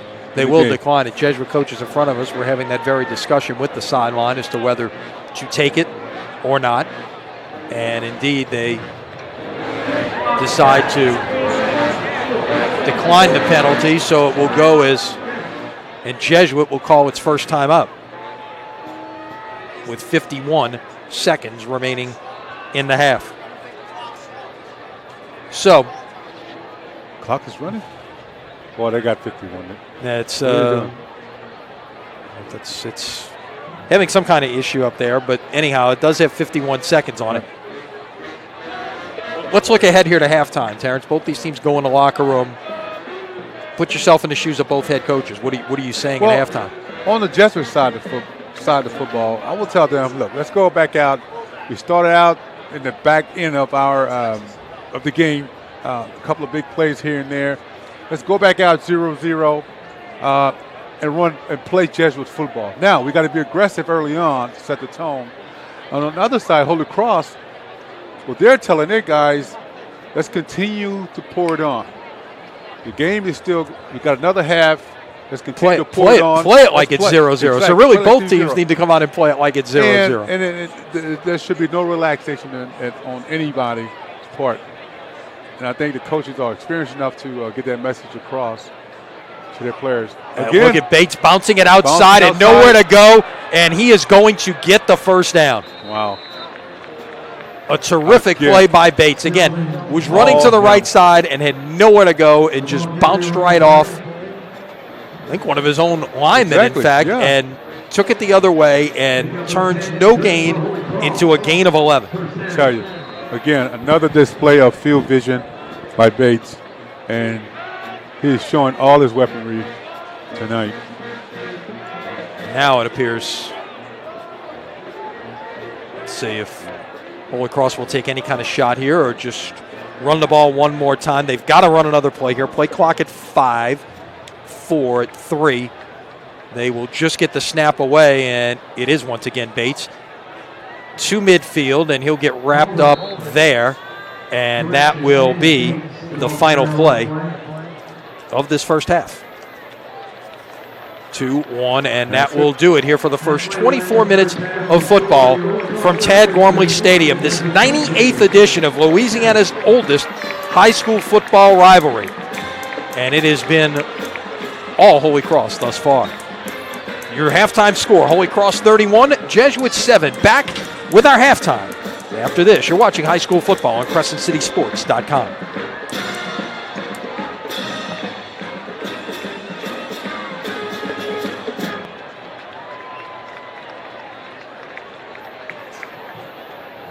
Ladies and gentlemen, right now the rivalry series of the United States Marine Corps are proud to announce their 14th annual Hall of Fame inductees. These awards are designed to recognize players from previous rivalry games who made significant contributions to this historic annual event. The first inductee from Jesuit High School is Rick Chanot of the class of 1989. Rick Chanot stands out as one of Jesuit's great athletes of the 1980s as a three-year lineman in football and quarterback. Rick was a big factor in the Jays' victories over the Tigers in 1987 and 88. In the 98 games of this great American rivalry, Rick holds the record for the most touchdowns thrown, 6. After his senior season, he earned All-District and All-Metro honors. Rick was also a standout baseball player for the Jays, a 4-year starter who received numerous accolades, including All-State honors and the prestigious Rusty Staub Award for leadership on the baseball team. After Jesuit, Rick attended Tulane on a baseball scholarship during his stellar baseball career at Tulane. He was captain of the baseball team his junior and senior years, was on the All-Metro Conference tournament team his senior year, and several times was named the Metro Conference Player of the Week. At the end of his Tulane career, Rick received the Team Leadership Award. Today, Rick is a CPA serving as the Operations Support Manager for Utility Lines Construction Services. Rick and his wife Betsy have 3 children. His annual award is Staff Sergeant of Marriage. Ladies and gentlemen, Jesuit legend of the game for 2017, Mr. Rick Chanot, class of 1989.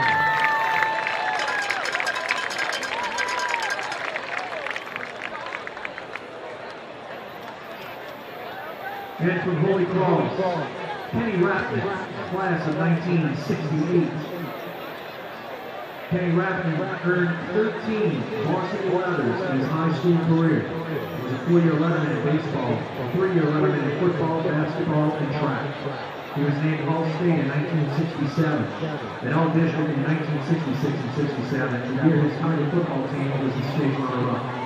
As a baseball player, Kenny was a 4-year starter and was named All-District in 1968. In addition, he was named the Outstanding Amateur Athlete for Reading New Orleans in 1967, named Most Outstanding Track Athlete in 68, Most Outstanding Football Player in 67. During the current football season in 1967, Kenny scored the most points in the state, tallying 148 points on the season.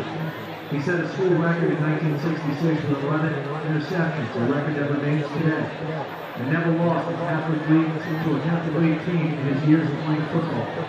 In addition, while playing for the Tiger football program, the team only lost 4 games in his school career. Upon graduation from Holy Cross, he was offered college scholarships in football, basketball, baseball, and track.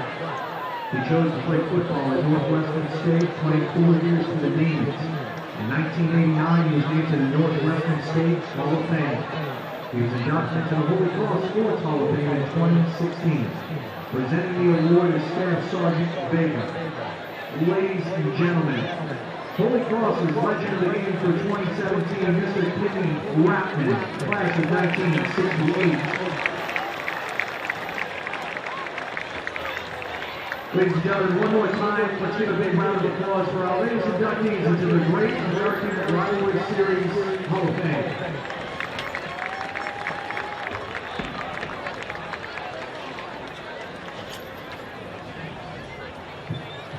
Ladies and gentlemen, boys and girls, for your halftime enjoyment, please welcome to the field the Jesuit High School Blue Jay Marching Band and JS Dance Team. The band is under the field direction of Senior Drum Major Tom Selly and Chris Vasquez, and the JS are led by Senior Dance Captain Molly Richard. This evening, the band will perform Liftoff, the first movement from the 2017 field show, Take to the Sky. The performance will conclude with the song Hand Clap by Foots and the Tantrum, featuring the dance moves of the JS. We now invite you to sit back, relax, and enjoy the show.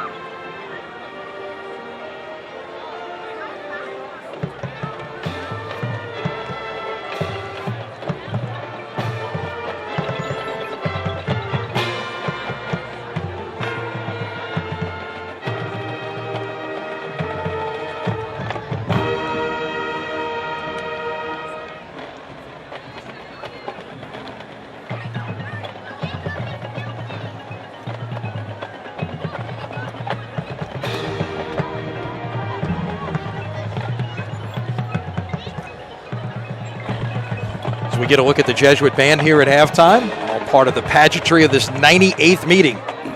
This great American rivalry between the Blue Jays and the Holy Cross Tigers. Holy Cross with a 31-7 lead at halftime. Lenny Van Gilder pleased to be joined by Dr. Benny Jones, who's been a part of the Hannon Classic really since the outset. And Benny, first of all, thanks for taking the time to visit tonight. Tell the folks out there a little bit about exactly what the Hannon Classic is about and how it came about. Okay. This was well before Katrina. What happened was Richard Eason, who's over with Adams and Reese, and J.T. Hannon, we started talking about some way to honor Archbishop Hannon and all the things he'd done, while in Washington, D.C., while in New Orleans. So the two of them actually came up with the idea, and I laughingly say they said, okay, let's let Benny do all the work now at this point. So we started doing it, and, I think this is like our 12th year, and it's just been a very great success for everybody involved as far as the schools, as far as the pageantry of it, and also remembering Archbishop Hannon for all the things that he did, not only for Washington, D.C., but also for the city of New Orleans, staying here during Katrina, helping the people that he did, making sure that, the schools got, opened back up on time and those kind of things. And so now, 12 years post-Katrina, we've got basically a series of high school games, all played over one weekend. And the Catholic League has been good enough to schedule their rivalry games all over one weekend, and that's all a part of it. And you also have included De La Salle in the mix. There's been others at the time, but basically it is primarily those 7 schools that are included in it. And talk about what you are able to do, through your sponsors and through this event and what you're able to do for the schools. Well, I'd like to thank, Royal Honda. They stepped up a few months back, Vernon Brinson and Steve Brinson, to help us out with this event. Basically, what they do is they pay for the stadiums, they pay for the officials, and they pay for the ambulances as far as that's concerned. So that's a huge cut, that each one of the schools can take that out of their budget and know, hey, Royal Honda has helped us here, and we appreciate that. So it's one of those kind of deals where we appreciate Vernon, we appreciate Steve, and hope they'll continue to do this. And again, there's 4 games as part of this here tonight, going on in reserve where you're getting ready to head after this. That's right. Great matchup tonight between Riverside and De La Salle, and then tomorrow you've got the megaphone game out at Joe Yenny between Archbishop Rummel and Archbishop Shaw, and then you're back here for the nightcap at Tad Gormley, the backyard brawl between Brother Martin and St. Aug. And the beauty of it is, I would think, with it being rivalry weekend, you've got huge crowds all the way around. Yeah. It's a great crowd as always tonight. Great weather here this afternoon. Unbelievable crowds, people tailgating out before the game, and you'll have them again tomorrow. Exactly. And that's what you love about high school football. You've got parents, grandparents coming out. You've got school support as far as that's concerned. You've got band, cheerleaders. I mean, the whole thing. It just makes for a good night. I mean, and let's say this. For $5, where are you going to find any better entertainment on Friday night? Than to come to a football game. You're going to see all your friends. You're going to enjoy a good football game. It's just, for $5, who can beat it? It's a great deal. Now, you've got a new role out there as well as besides what you do for the Hannon Classic, now involved with Athletes in Action. Tell people about what's going on with that. Yeah, I just got back from Orlando for about 8 days of training. I'm going to, they've named me the major donor director, for the state of Louisiana. And basically I'll continue to do some things like this that I've been doing, overseeing the Bobby Bowden Award, working with the Manning Passion Academy, working with the Ed Reed Camp out in Destrehan, but, mainly, raising funds so that athletes can go to foreign countries, play football over there. I mean, I think the football department with AIA, they're going to send something like 2,000 kids, to different places, whether it's China or to the Middle East or to Europe, to play against these other teams and other high schools. Actually, they have club sports over there. I didn't know this, Lenny, and I don't want to go too far off.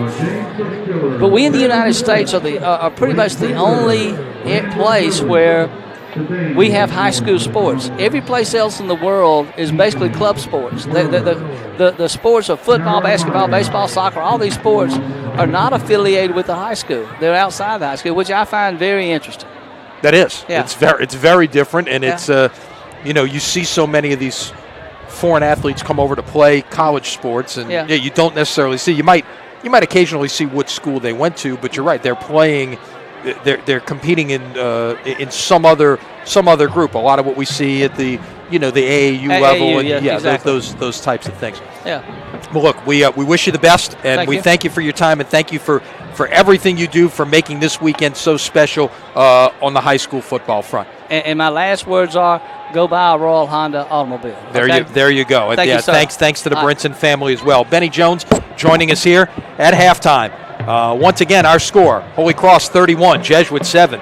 We'll be back with more as you see those halftime stats and the dominating performance by the Tigers here in half number 1. Terrence and I will talk a little bit more about what we saw in the first half and get you ready for the second half of football right after this. You're watching high school football on CrescentCitySports.com.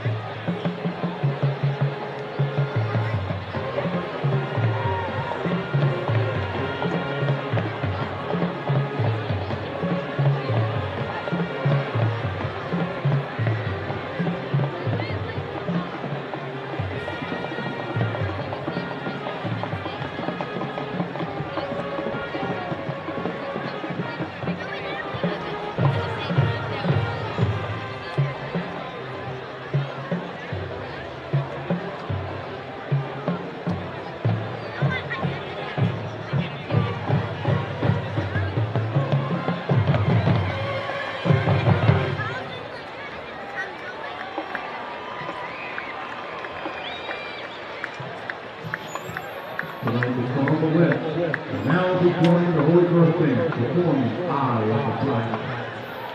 The officers are Destiny Rooney, the captain, co-captain Mallory Benoit, Courtney Carroll, Ashley Cadet. You got to look at the Holy Cross Band performing to the far side of the stadium there. Tiger faithful happy at the moment, 31-7, the halftime lead over Jesuit. Saw the numbers there in the first half. It has been all Holy Cross to the tune of 303 total yards in the first half to 93 for Jesuit, including 229 on the ground. And Terrence, that's a lot of what Holy Cross has done this year as a team. If you take a look at some of their season numbers, they're a team that had only thrown for 215 yards in 3 games. They ran for 710 yards and about 6.5 yards a pop.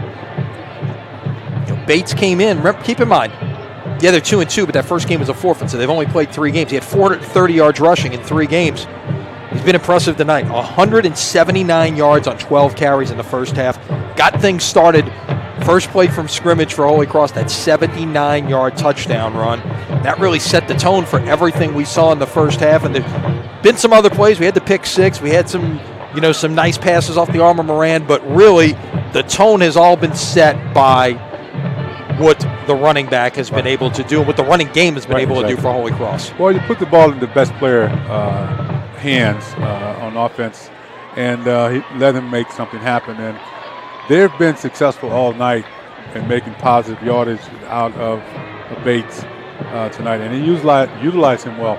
And I also might add, he's a great athlete. So Jesuit had him wrapped up several times in the backfield. He was able to wiggle out of those arm tackles and make positive yardage. Right, a lot of times he was in the scrum, looked like he was going to get stopped for about a gain of yard, kept those legs churning, maybe got 4 or 5. At least a couple of times we saw him go one way, saw nothing there, even bounce off of guys, turn, break the play the other way and get, first down yardage, 10, 12 yards or more sometimes on those plays. He has been, like I say, nothing short of sensational here in the first half. Well, as you mentioned, you keep his legs moving, and also he has great field vision. His peripheral vision is awesome. It's as if he's a quarterback because you have to see the whole field. Sometimes those holes close up really fast. He was able to anticipate those holes and bounce it either on the outside or kept it up and kept running up down the middle of the Jesuit defense. But vision and the will not want to get tackled is all in this repertoire. Well, you mentioned Leighton right before we went to halftime that really both of these teams need to come out with the attitude this is a 0-0 game. How do you look? You've been in that locker room. You've heard those speeches where you've been on both sides of it, where you've been way ahead, you've been way behind.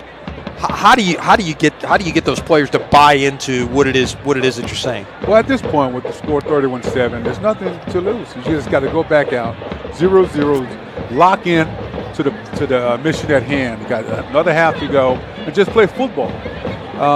They know the game plan is out of the window. Right now, it's about calling plays on offense that's geared towards your strength. And I think Jesuit have an experienced enough head coach to do so, to chip away at the score and get some confidence again. That's what they're lacking right about now. I can look at their body language, but confidence is what they need. And they've been successful towards the end of the second quarter in terms of running the football and getting some first downs, and which will prove dividends for them. So they should come back out really fired up. On the other hand, Holy Cross, again, they cannot relax because this is still a rivalry game. They cannot relax. You've got to continue to maintain the momentum that they had going into the halftime. We look forward to seeing the final 24 minutes of this one. 98th meeting between Jesuit and Holy Cross. They have met every year since 1922. A couple of times, some years, including, of course, 1963 when they met for the state championship. Holy Cross won that game 14-6 at Old Tulane Stadium. Going back, there's a classic picture of the 1940 game, which was played in this very stadium. I believe it was the 1940 game, and it is just an overflow crowd. You cannot see an empty seat in this place, and they're down the ways and. In temporary seating over in the open end of the horseshoe, where they said there were over 30,000 people in that game. Back before the NFL was a big part of this town, they used to play this game on Sunday afternoon sometimes, and it was, it was, like the Saints would do on a Sunday, where the city essentially stops to watch the game. That's what would happen on that day. Great history in this series. 2 years from now, we'll be talking about the 100th meeting between these two schools. Sure that would be epic. Oh, it will be. It will be. No question about that. Let's take one more break here before we start the second half. Once again, halftime score, Holy Cross 31, Jesuit 7. Back with the third quarter right after this on CrescentCitySports.com.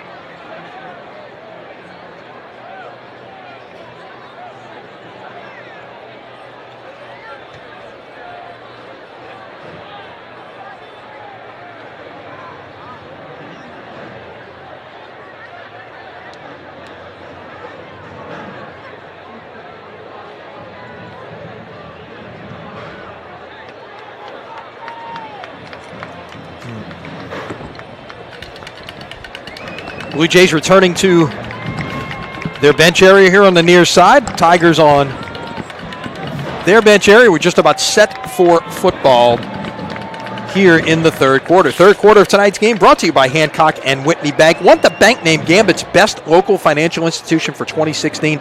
Then you want Hancock and Whitney Bank with nearly 200 locations across the Gulf South. So stop by today. Learn more at HancockWhitney.com. And our thanks to the folks at Hancock and Whitney Bank for their support of high school sports and all things sports that we bring you at CrescentCitySports.com. Great to have them on board. Of course, one more game for you here on CCS this weekend. Tomorrow night, 7 o'clock, right back here at Tad Gormley. I think the Merits are just going to stay here. They're not going to leave. Be on the air about 6:45 with the Backyard Brawl. Brother Martin against St. Augustine. That should be a good one as well.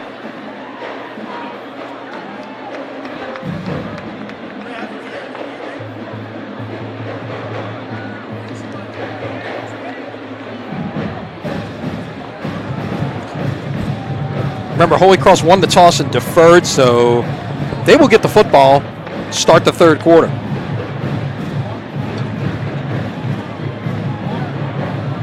Shurik is getting set to kick off here.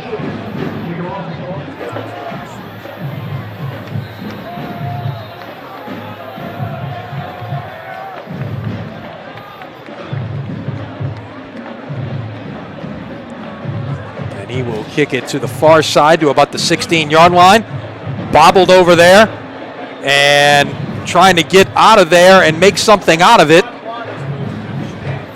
That was Hulbert, and still the pile is moving. Like he was piled up several yards back and ends up getting it out to about the 32-yard line where Holy Cross will get things started here in the third quarter. So again, Hulbert made something, found something. Something out of nothing, really, because that was disaster waiting to happen just because, you know, he bobbled it over there. They're going to actually give him the 33-yard line. That's where this series will get started. Now, see if Jesuit can minimize these big plays here, beginning this third quarter. And once again, it will go to Bates on first down. Nice job bottling him up by the Blue Jays. They will give him a gain of about a yard and a half, maybe. We'll give it two officially. Let's see where they spot it. Now they're going to put it down right at the 34-yard line. It's a gain of one. So one for Bates. Haven't said that very often tonight, Terrence. Yeah, a great play by Martin there, 99. Bates now 180 yards on the night on 13 carries.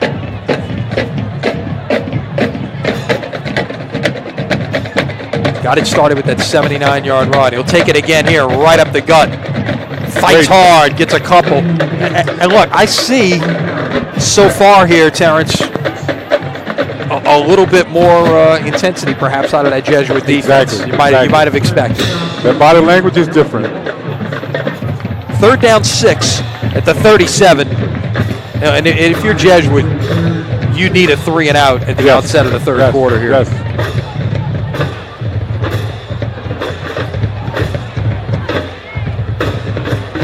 Catching up with some scores. Good one going on at the Shrine on Airline tonight. John Curtis leading Warren Easton 20-13 at halftime.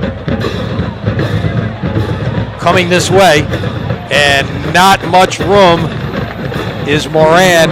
Nicely wrapped up by the Blue Jay defense. Great defensive. Led there by Roman Bankson, 37. Moran's going to get 3, and that's a 3 and out. A much-needed 3 and out for this Blue Jay defense, who up until now, the only stop they had in the first half for Holy Cross was when halftime happened. And again, great stop coming out of the block here, second half.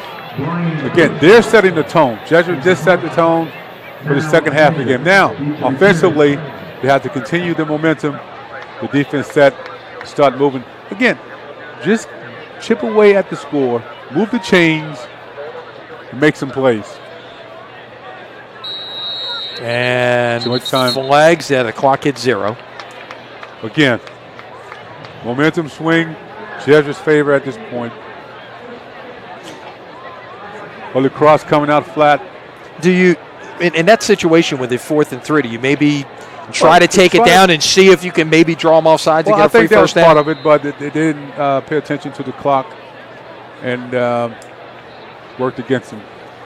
Here's an interesting score. We mentioned the Hannon Classic as the punt is on its way. It's up. And it's up. Watch it. All right. It will be down at about the 37, 38-yard line. That's where Jesuit will start its first series here with 9:20 remaining in the third quarter. At reserve, De La Salle 28, Riverside 14 in the fourth quarter.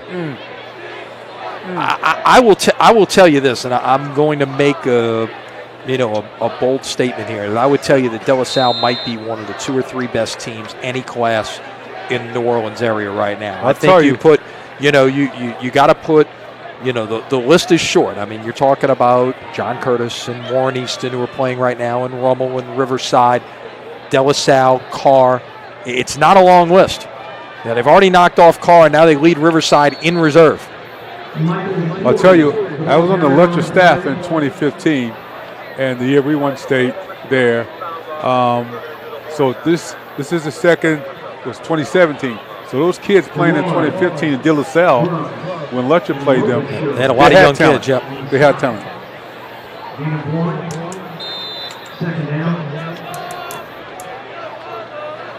Well, here we go. Second down and 9 now at the 38-yard line. Watermeyer. Whoa. That was well defended right there by the cornerback, Chase Rosano. It was intended for Noah Varnado. And it's 3rd and 9. Well, that play right there, Lenny, the receiver got to come back to the football. Sometimes you run your out pattern and you just run out, but Watermeyer made a good throw there. Timing was good. He just got to come back to the football and make the catch because it was the timing was there. Watermeyer will sprint left. Caught, will be near the sticks, but it looks like they're going to mark it just short by maybe 1.5 yards. I think that's a good call right there by Jesuit on offense because move the pocket, get him outside, let him make some plays with his legs, and the receivers can help him out as well. That was Torrey on the catch. They're going to mark it about 2 yards short of the first down. Blue Jays will go for it. 4th and 2. So 4th down and 2, and I believe they're talking we have a timeout. Yeah, maybe they are going to talk about what to do here.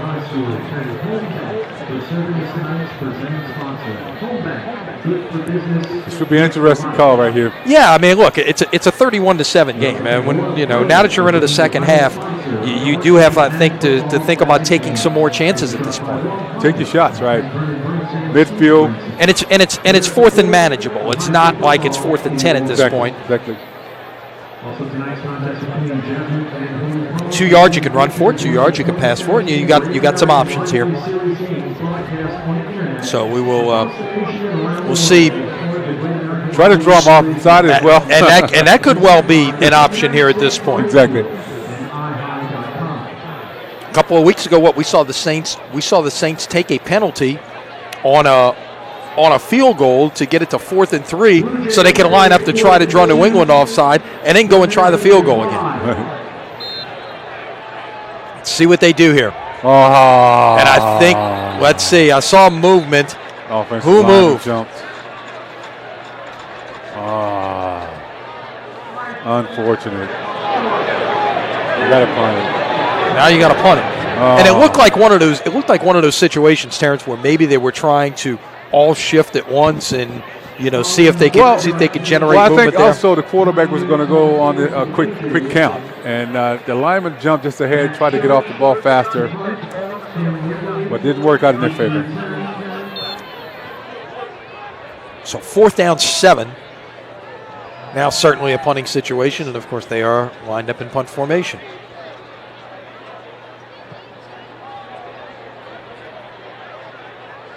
That is a flag, and That will head out of bounds. Let's see what the flag is about. That's why just the ball is going to be spot.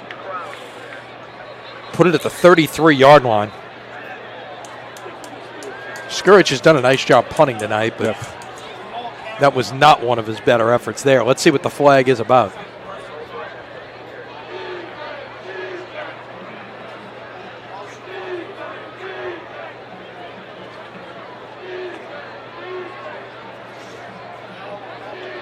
No, this marks the halfway point of this. They sort this out. This marks the halfway point of the regular season.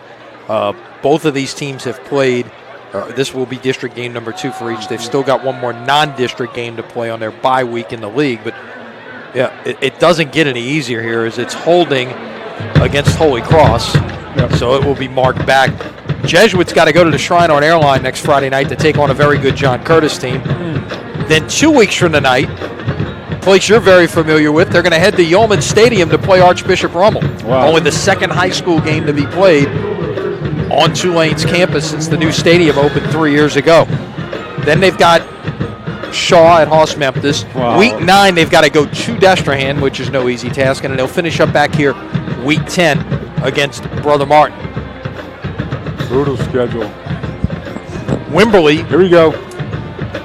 Wimberley quarterback. Yeah, he's going to run it. Snap himself. He is Great bottled play. up. Yeah. Great play by the Jesuit defense. Smothered in the backfield there. Nicely done there. A loss of 1 on the play. And at this point, look, I think Jesuit has probably seen about everything Holy Cross has to offer. If they were maybe surprised by 1 or 2 things early on, then they were, but they've adjusted very well. Exactly. 2nd and 11 at the 20. Clock now under the 8-minute mark here in the third quarter, and the clock has got to be Holy Cross's friend. And you can see with what they're doing. I mean, they're running the play clock down as far as they can. That time it got down to about 5. This is Bates coming this way, and he will get about 4. Maybe 5. Will wait for the stop, but again, nicely defended. Is even with some of this counteraction and these plays to the outside, that the Jesuit defense is staying at home much more than what we saw early on. I think, as you mentioned a few minutes ago, Holy Cross is probably giving them everything, at least tonight, in terms of their game plan.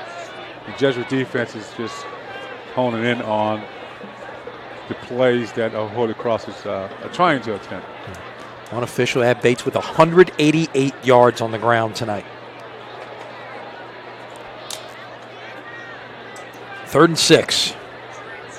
Going to throw back the screen to Wimberley, and it is once again well defended. And they will get Wimberley for a loss.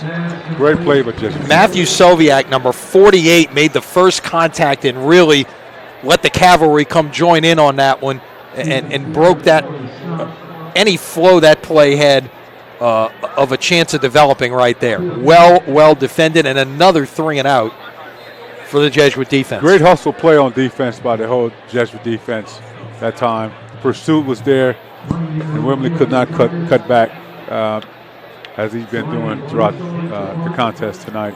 So on 4th and 9, another 3 and out. Tigers will punt it away. Should have great field position. Snap is bounced, and he got it away. Jesuit's going to come away with very good field position here. Good field position.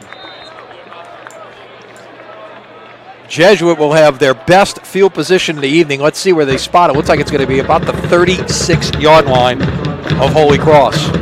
At this juncture right here, Lenny, I view this as an interception because of the field position. So Jesuit should come out, in my estimation, with a long pass right here.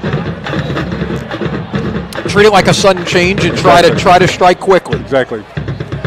Let's see what they have up their sleeve here as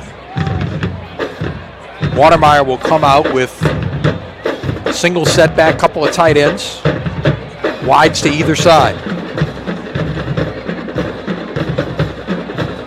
Good play. And they will go play action. Rolling this way. Watermeyer gets away. He's got a little bit of room to run. He's going to take advantage of the opportunity. Didn't really have anything open downfield and picked up 4. Smart play on Watermeyer's part. Great play. He got out of bounds. He was going down to his receiver on the outside there, but he had to bail out of the pocket because the pressure came up the middle. We got another player down and pull across. Yeah, at about the 45-yard line, one of the players who was in pursuit of Watermeyer, one of the defensive linemen.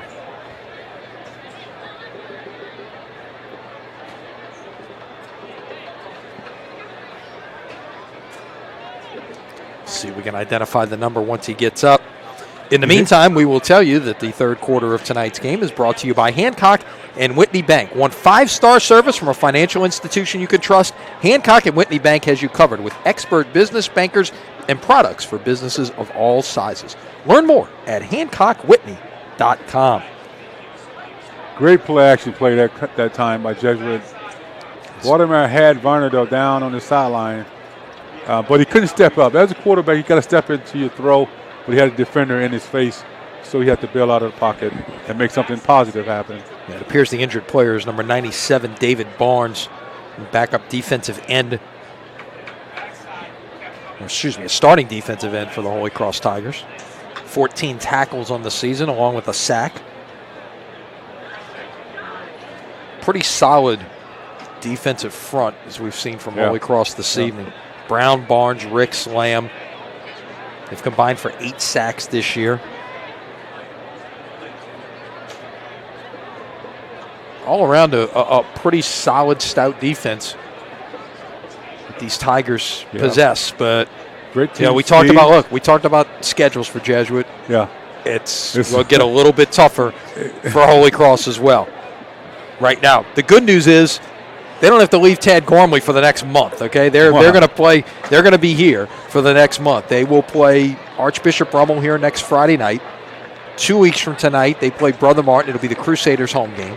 Then 3 weeks from tonight, John Curtis comes here. Again, it gets no easier. And then Thursday night, October 26th, they'll play St. Augustine here.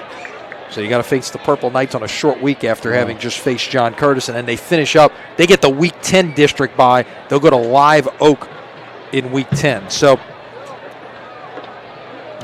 even if you win this tonight, and look, Holy Cross will win tonight, puts them 2-0 in district. But really, the success of their season is going to get determined in the month of October with those 4 games. Exactly. And these types of games usually help you towards the end. And but again, it can be hit or miss because, again, early on, the tone was set.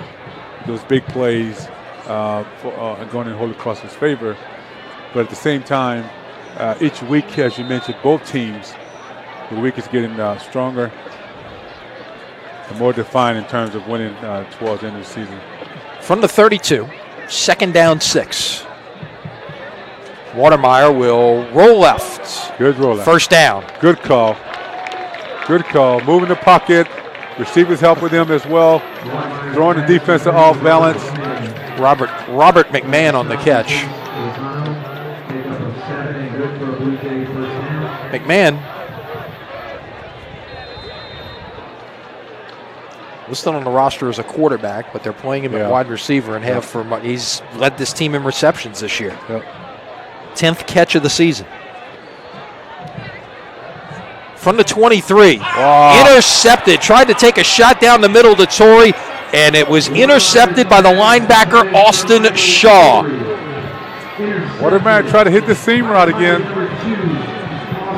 Didn't have enough over his outstretched arm of Shaw. Did a good job playing the football and jumping up at the last moment to make that interception. And that play also brings us to the 6-minute hydration break here in the third quarter. We'll take it with them halfway through this third quarter of play. Your score, Holy Cross 31, Jesuit 7. You are watching high school football on CrescentCitySports.com.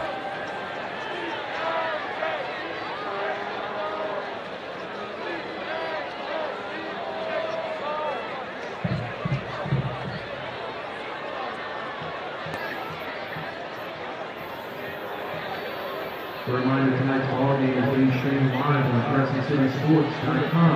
Check out all the Metro sports action and Friday night scores at www.CrescentCitySports.com. New Orleans is blessed to have so many excellent Catholic high schools in Holy Cross and Jesuit are two. Each school's open house is an opportunity to explore the schools in offerings. Mark your calendars for October 24th from 6 to 8 p.m. as Holy Cross will make their open house on the school campus. Jesuit's open house is November 8th, with tours scheduled from 4:30, 5:30, and 6:30 p.m. So the Tigers looking to get something going here after the interception. The good news, if you're Eric Roboto on the home sideline, is that you turned away a big opportunity there. Jesuit got a chance to take over on the plus side of the 50 as a flag is down on this toss sweep. You would imagine this is a hold as Yes, it's coming back Bates right in front on the carry on this side.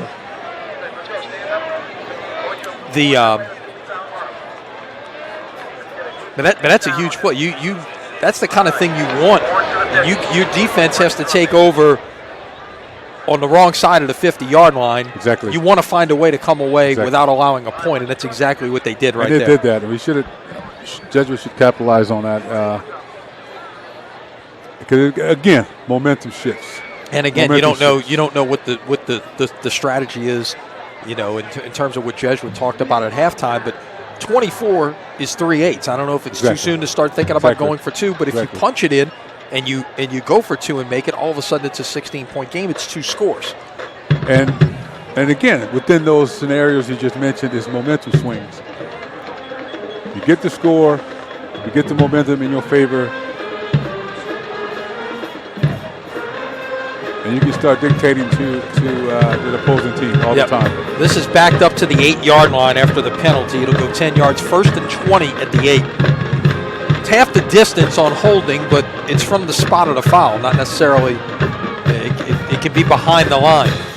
Breaking out of, again, would seem like nothing there is Landon Bates. He took no gain and turned it into a 5-yard carry. And it's like we're becoming a broken record with that.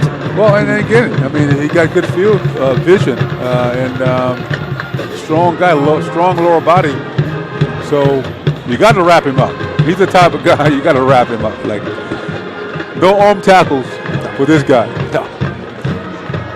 193 yards now on 16 carries for Landon Bates. Play action. Taking a shot down the field, and it's intercepted. Good job. Or did he not hang on? Did he hang on? Yeah, it is an interception. You got it. Judging by the reaction of the Jesuit coaches in front of us, I thought he dropped the football, but he did hang on to it. It's Wyatt Candies, the senior DB, with his first interception of the season, and Jesuit is right back in business on the plus side of the 50-yard line. Moran tried to go down the seam route again. And, exactly what we just saw on the other side and turned into an interception. And so Jesuit returned the favor. Now let's get something moving on offense. Watermeyer from the gun. Rolling this way. And lets it go. He's got a man. And it is incomplete, and flags are down. It'll be defensive pass interference. Anytime you've got your back to the play, exactly. And your back is to the quarterback, you don't even see the ball coming in, and it hit him in the helmet, you're going to get called. Exactly. The old saying is what? There's no such thing as face guarding anymore. Exactly. That's effectively face guarding. It is a face guard. If he'd have turned his head at the last moment, probably not, but you have to call that play. He did not go for the ball. He was definitely going after the player. They threw the flag in the direction of number 7, Cameron Lyon.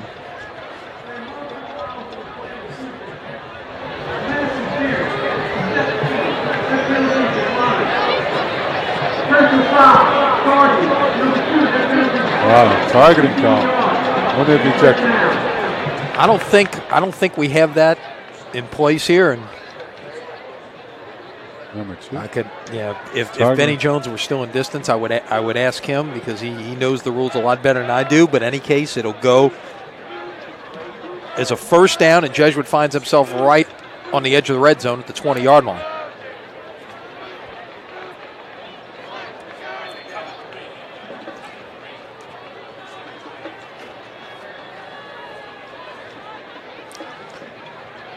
Jesuit. Coming back this way, Torrey. Wow. really got taken down there. Might have gotten a yard. Met by a host of Holy Cross defenders. Yeah, I don't know if Torrey didn't appear to be too fond of the contact on that one. 2nd and 9 at the 19. Maybe he got half a yard on a play, but officially it'll be 2nd and 9. Jesuit in the red zone for the second time this evening. Capitalized late in the first half with a touchdown. Jesuit's been successful at moving the pocket. Let's see if they move the pocket here. Great time to do so. Watermeyer going to the corner, has a man. It is incomplete. Like the aggressiveness, though. I do like the aggressiveness at this point. But they should move the pocket, I think, in my opinion, to put the pressure on Holy Cross's defense. It was intended for Vernado. It was defended by Drew Stevens, who, of course, had the pick six back in the first quarter. So 3rd down, effectively 10. It's about 9 2/3, it looks like. Just inside the 20. Need to get to the 10 to move the chains. And the flags are down all over the place. They're coming from multiple directions. You would think this is going to be a Jesuit first down. We will wait for the signal. Defensive pass interference is the call against Holy Cross.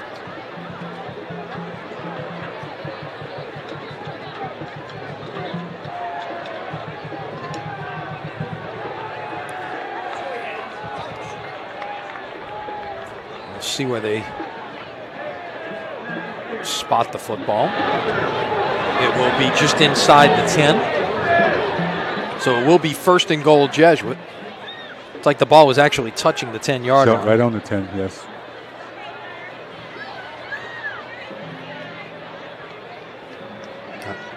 Jays obviously need to capitalize here. Had one chance a moment ago through the interception. Now with another chance after their own interception, put them back in business. Right here. Good play. This is Torrey. Good call. Coming back this way, and he'll get stood up. That is Tyler Grubbs there on the stop, 52. They'll stop him at about the 8-yard line, so a gain of 2, 2nd and goal here at the 8.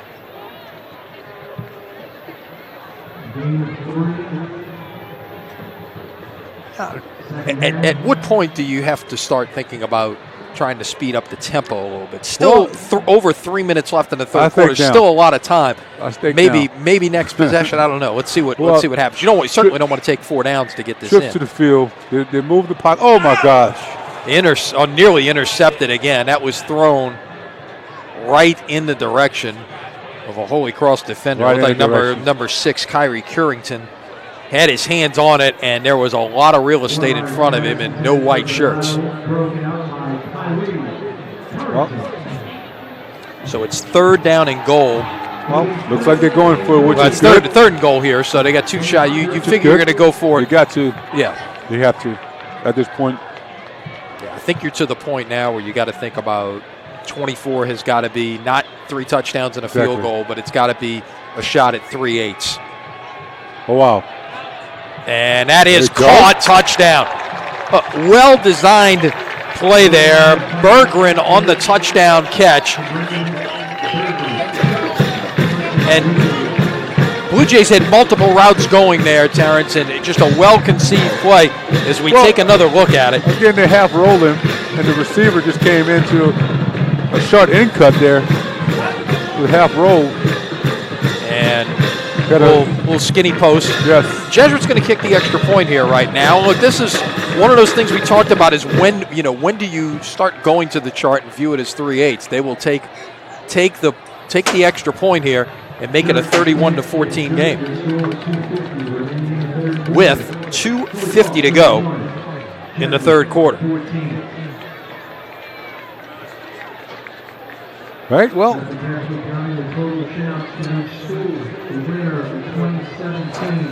Jesuit goes.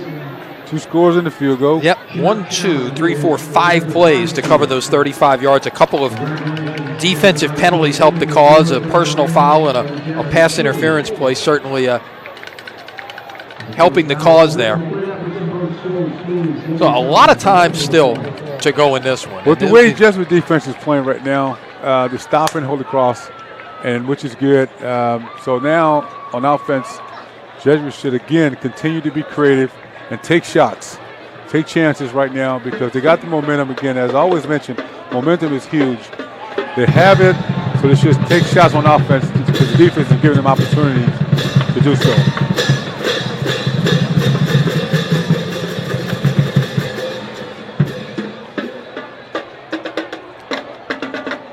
Scourge will kick it off here.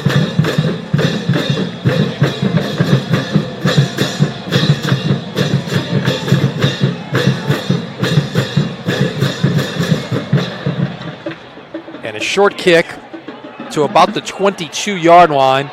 And coming back up this side on the return is Rosano, the defensive back. We'll take it to about the 35-yard line, and that's where Holy Cross will begin this series.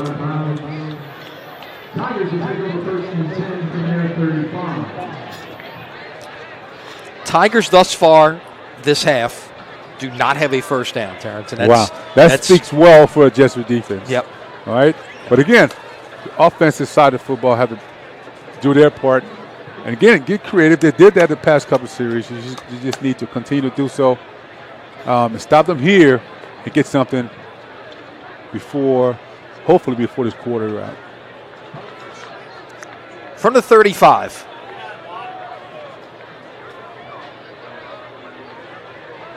Changing running backs here, and it's well defended once again as that was Hulbert on the carry, getting about a yard. Yes. So it's second down and 9. As you mentioned earlier, Holy Cross, I think, has given Jesuit all they can in terms of plays. And I think Jesuit has settled down now to counter that with their particular scheme defensively.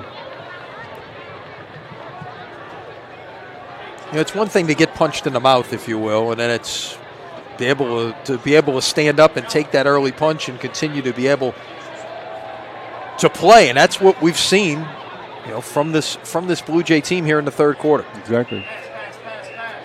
Going that way, it's off the hands of the tight end, Brett Weidenbacher, and it'll be third down and 9.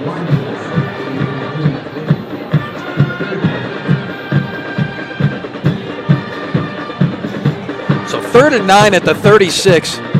Again, Holy Cross has had it 4 times this half. On that they got a three and out, and an interception.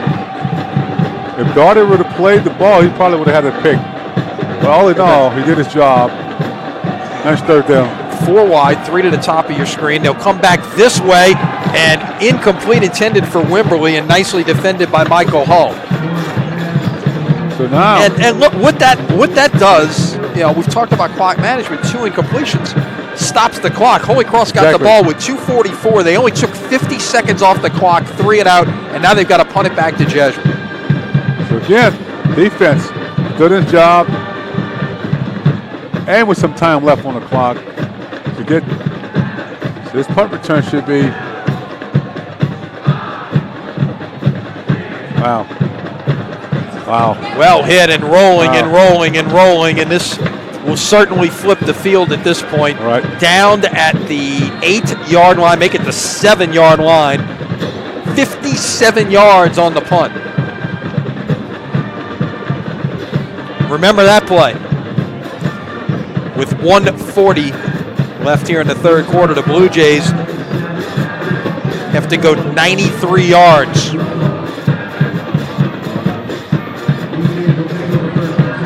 We catch up on some of those other scores from around the area. John Curtis has extended its lead over Warren Easton, now 27-13, third quarter.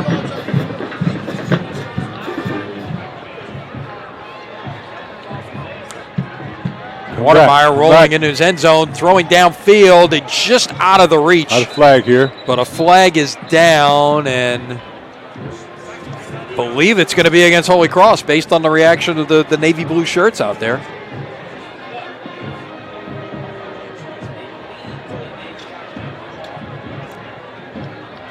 And indeed it is. It's like St. Charles Catholic at the final. They lost to East Ascension tonight, 21-2. First loss of the season for Frank Monica's club. They've had a terrific year thus far. So far, yeah. De La Salle now leads Riverside 42-21. That is in the fourth quarter. Archbishop Hannon going to Baton Rouge tonight and leading St. Michael 35-21 in the fourth quarter. That would be a good win for Hannon. Again, Lenny, Jesuit called a great play. They moved the pocket and got something good out of it. Obviously a flag, but again, it shows that moving the pocket is a positive thing for them. And it stops the clock again. Exactly. 134. Play action. Watermeyer. He's got nowhere to go, and he is down. Nothing. Dominic Lamb with his third sack of the season. Loss of 5 on the play. So it's second down 15 from the 12. Great play by the Holy Cross defense. And the coverage in the secondary. He had nowhere to throw that football. Good one going on the West Bank. West Jeff and Higgins tied at 21 in the third quarter.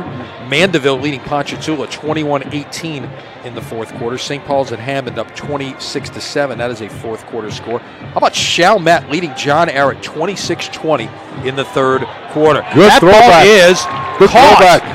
Good throwback. Great play by Watermeyer. And that is caught by Varnado for the first down at the 42-yard line. Great play by the receiver on that point. He came back. It's one of those long throwbacks, Lenny. He read the football, and he came back with a throwback. Slow developing kind of play, and he got the protection he needed up front. Last minute of the third quarter. Trips to the field, they're moving his pocket. And it is that's another good play. Caught. First down. Blue Jays on the move. Great play. McMahon on the catch. Trips to the field that time. McMahon gave Watermeyer a target to hit, and he was on the money. And I guess the best thing you could say about there's really some rhythm now in this Jesuit offense, which you did not have early on. And you can see in the body language. From the 39 of Holy Cross. Inside 30 seconds to play here in the third quarter. Again, moving the pocket. Flag is down in the middle of the field. That pass is caught by Berggren.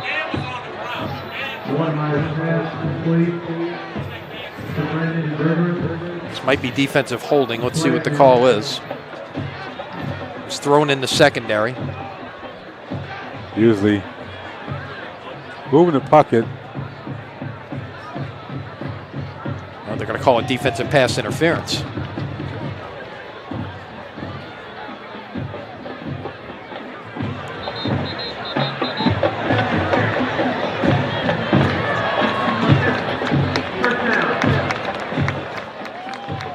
Jesuit has found something on offense there, Lenny. Absolutely. Throwing Holy Cross's defense off. I don't know if we've got a timeout called here, but both teams over huddling. Let's see.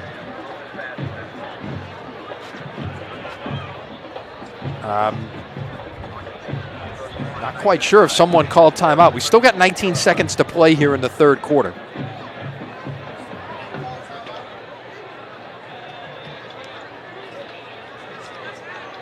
Don't know why. I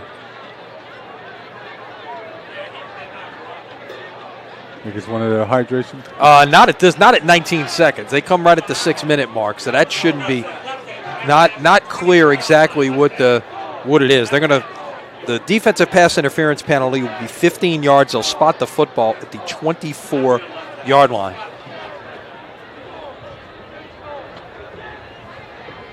So apparently, Holy Cross wanted a timeout there to just kind of settle things down a little bit. I know you've about out of the third quarter, but the last thing you want to do is maybe give up a big play before the end of the quarter here. Well, timeouts usually can work in your favor. You can slow the momentum down of the opposing team, and because Jesuit is moving the football, so hopefully they can continue to do so at this point. So it could work in Holy Cross's favor by this timeout.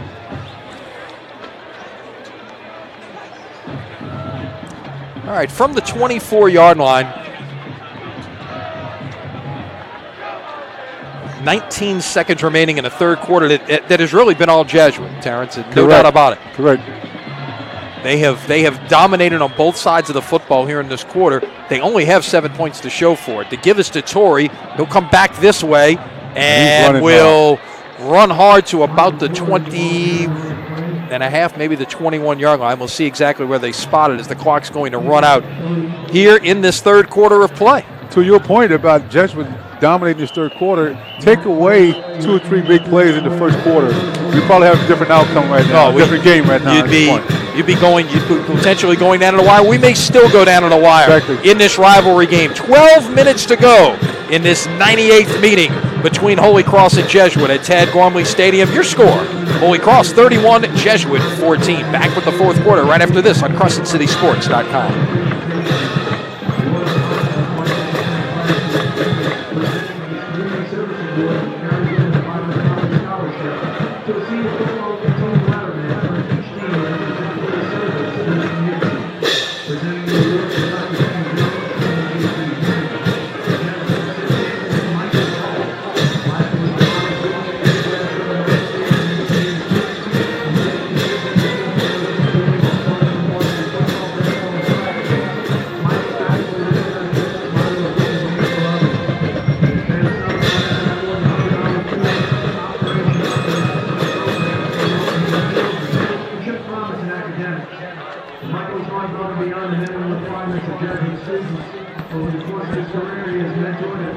12 minutes of football remaining here in the battle for the golden football, which is sitting quietly at the moment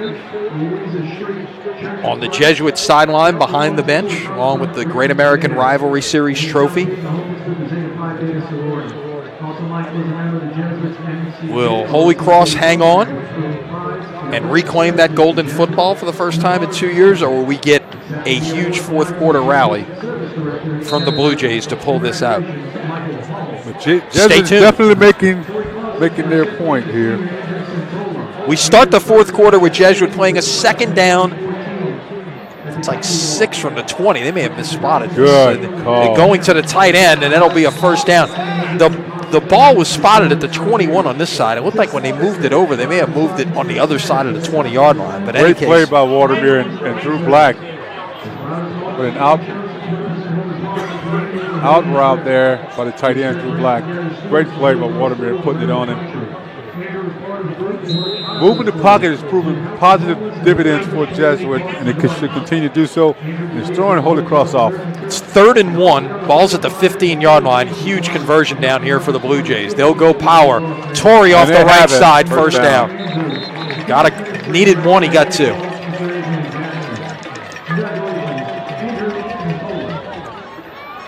So the Blue Jays back in the red zone here at the 13-yard line.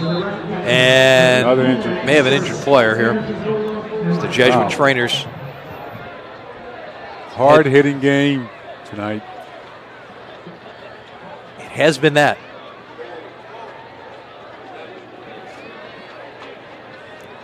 This portion of Crescent City Sports Prep Football, presented by Hancock and Whitney Bank. Want 5-star service from a financial institution you can trust? Hancock and Whitney Bank has you covered with nearly 200 locations across the Gulf South and products for businesses of all sizes. You can learn more by visiting HancockWhitney.com.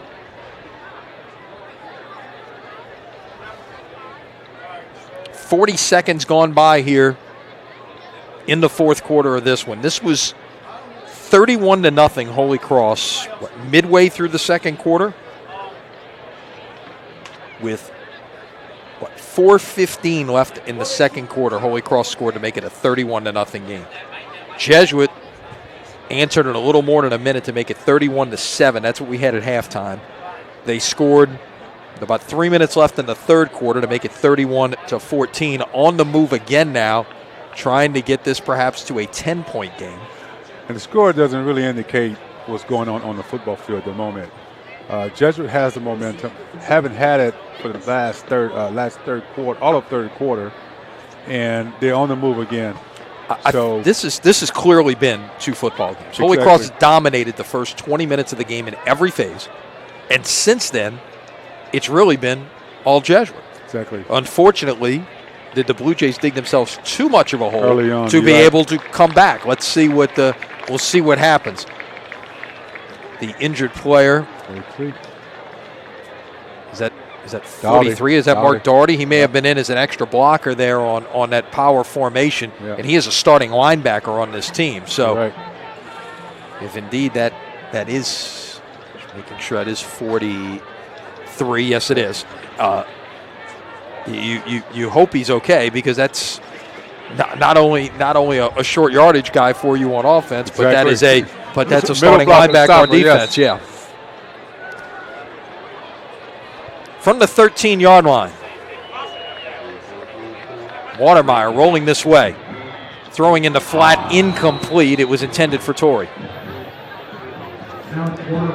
Great play by Watermeyer. No harm, no foul there, because you used a little of the clock. Exactly. It's the clock stops on the incomplete pass. At this point, you're playing 2 aspects of the game here. You're playing Holy Cross and trying to overcome this deficit, but you're also playing the clock. Clock as well. So that was a huge catch. They should have caught that one. 4 wides for the Jays, single setback. It's a sidecar now to Watermeyer, who throws, caught inside, or not inside the 5-yard line. He stopped short of the 5-yard line, about the 7. That was McMahon on the catch. Great call, great catch, great pass by Watermeyer. It'll be 3rd down and 4, ball at the 7-yard line. And, of course, you're in 4-down territory at this point. Exactly. 3 wides to the top. Just a tight end to this side. Rolling that way. Watermeyer will throw, and it is incomplete and broken up. Oh, that was dangerous. He's hurt as well. Watermeyer's sucking it up. Sign of a good quarterback. Well, it's a 17-point game right now. So 3rd 4. What do you do? They are going to send the field goal unit on, and I think that's the right move, Terrence. You need 3 scores. You need 2 7s and a 3. Take the sure 3 right here. Exactly. Keep yourself in the game right now. Because you got a chance to make this a 2-score game, and it'll be sure going to kick the field goal. 25 yards, the length. They have to get this going quickly. There's only 5 on the play clock. 4, 3, 2. Now they'll get it away with 1. Kick is on the way, and it is good. Good. Again, momentum drive, momentum builder right here for Jesuit offense. The defense is doing a great job as well. So again, as you mentioned earlier, it's 2 ball games. Yep. Really has been. Jesuit has scored the last 17. 10:24 remaining. It is a 2-score game now. 31-17. Holy Cross with the lead. Too early to think about onside kick at this point, or the way your defense is playing, do you want to just want to kick it back? Because I think, as you mentioned earlier, Jesuit has Holy Cross's number in terms of various plays that they're running out on offense, and the defense is playing good.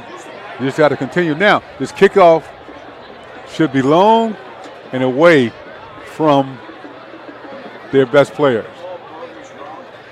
Got to identify him here. And I mean, you see Wimberly. So they put Wimberly, number 12, is lined up at the 30-yard line, right in the middle of the field. They put some good guys on that second line. Rosano's back on one side. You've got the tight end Weidenbacker. Now he's moving to the middle. They're moving guys around.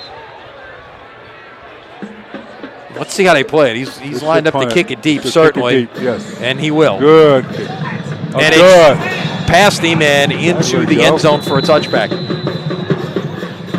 Trying to field the line drive at that point was Hulbert. It was a line drive kick. It went right through his hands. It's a good thing it went right through his hands and he didn't touch it and either knock it out of bounds at that point or slow it down to the point where it could have become a fumble recovery situation. So Holy Cross, with 10:23 remaining, will take over at the 20-yard line. And again, Holy Cross here in the second half no first downs. Wow. After they gained 302 yards of offense in the first half, I believe the number was the 303 in the first half. 229 on the ground. They do not have a first down in the second half. Coming back, or the other way, is Bates, and he is bottled up. A flag is down, and Bates is down for a loss. You got a decision to make here, Terrence. If it is holding, okay, and it is, do you take the penalty and pin them back inside the 10-yard line and give them another down, or do you make this 2nd and 13 at this point? Well, I think you push them back. I think you push them back. More field they have to use, the more chance you have in terms of field position. They did decline the penalty. So the down is, I agree with that, only because the down in that situation, yeah, like we said, you're not just playing Holy Cross at this point, you're playing the clock. 10-16 to play. If that's one more down, that you can get the ball back that much quicker.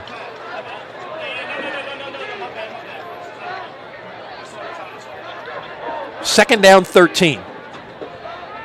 Really the first running room we've seen of any kind for the Tigers here in the second half, and that was Calvin Hulbert on the carry. He will get it out to about the 23-yard line. Gain of 6. It'll be 3rd down and 7. Taking a quick glance here, that is the longest play from scrimmage from Holy Cross in the second half.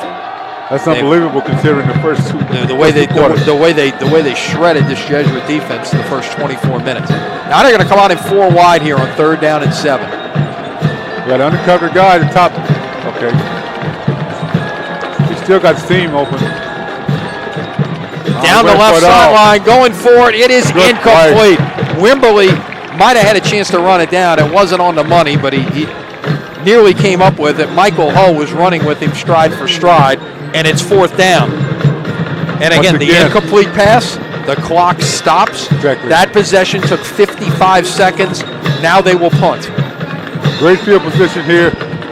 Hopefully the receiver can get better yardage as well. Low snap, handled. One bounce. It will take a right-hand bounce, and Holy Cross will down it at the Jesuit, the Holy Cross 49-yard line. So Jesuit is going to start on their side of the 50 with 9:21 to play. Terrence, who saw this coming? I mean, we said it's rivalry games. You never know what you're going to see. But when this thing's 31-0, now all of a sudden it's 31-17, and Jesuit's got the ball with 9:21 to play on the Holy Cross side of the 50-yard line, and they have scored on their last 2 possessions. I think Coach Sanji, in fact, I know Coach Sanji set the tone in the halftime, and those guys came out with different swagger. Watermeyer almost intercepted, and that was right in the hands of Stevens, who's already got a pick 6 tonight. Right in between the 2 and the 1. I think the Jesuit receiver fell down trying to make his cut, and Stevens was right there and just couldn't hang on to it. Get back to what worked for you last quarter. Move your pocket, find your receivers, make Holy Cross defense work. This Holy Cross defense, and again, it is a warm night, been on the field for almost the entire second half. Quickly to this side, caught near the first down. That was Renato on the catch. Let's see where they spot it. They'll put it right near the sticks. Holy Cross in the soft cover zone, and Jesuit called the right play. And it is a first down, gain of 10 on the catch and run. Ball now at the 39-yard line. Inside 9 minutes to go in this one. Watermeyer, pump fakes, now going to the far side, incomplete. He had to hurry because he was about to get drilled by Dominic Lamb, and he took a shot. Yes, he did. Just after he got it away. Good that he got it away, so he's still back 2nd and 10. You live to play another down is really what you want to do. Exactly, because right at this point it's important. They didn't lose any yards. They're still 39-yard line. And you stop the clock. Watermeyer pumps, throws, too high, was looking for his tight end down the seam. That was Black at about the 20-yard line, and it'll be 3rd and 10. Move the pocket. They've been working for him.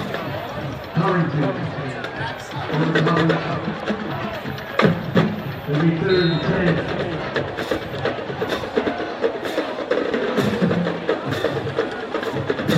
3rd and 10 coming up for the Jays. Really haven't had a lot of third down plays on these last 2 scoring drives. There was a 3rd and 9 that was a quote-unquote conversion on defensive pass interference. And then they got another one on a 3rd and 1 down the seam, incomplete. Again, the same type of route headed in the direction of the tight end Black, and now it's 4th and 10. Well, they faked the bubble screen to the top to get the defenders to go that route, and the seam was wide open, but it was a little bit behind them, just a little bit. Just missed it. So Watermeyer 1 out of 5 on this drive, and this is perhaps the biggest play of this game thus far for Jesuit. 4th and 10 from the 39. Torrey lines up to the side of Watermeyer. Steps up. He will throw, and it is going to be incomplete. Oh, a late flag. A late flag comes in. Wow. Let's see what the call is. Wow. And you can see the frustration on the Holy Cross sideline right now, because that was...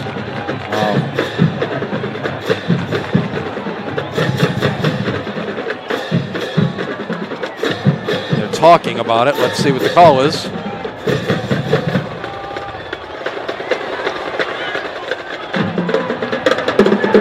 It is defensive pass interference, 1st down, Jesuit.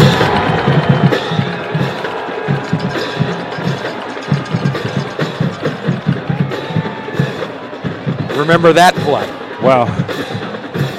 Basically a get out of jail free card at that point. That pass was overthrown. Now what we don't know is, was there some kind of contact in there that maybe prevented somebody from breaking loose or perhaps getting there? Yeah. Impede his progress. They move the pocket and he's wide open. You've talked about that much of the second half, that you like when they move the pocket with Watermeyer, and it seems to be very effective. Well, it proved positive for him all the time. Either he's going to keep it or the receiver's going to come open. So you got 2 options there in your favor. You're forcing them to defend both. Exactly. 2nd down and 2 at the 16. 8:07 and counting here in the 4th quarter.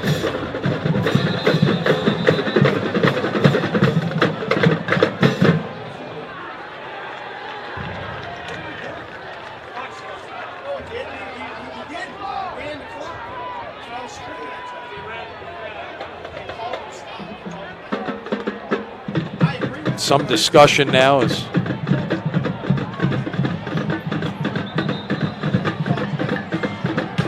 and we're going to have another conference here. Might have been some question as to whether the clock needs to be stopped or not in that situation. Did he go out of bounds, or was he forced out when he was in?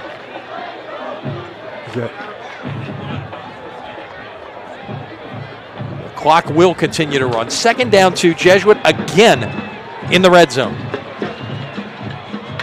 This is Torrey looking, can't get to the sticks. Got a yard. It's 3rd and 1. 31. It's a long one, though. Need the 14. The ball's at about the 15.5-yard line. So officially 1, but a long yard. 31.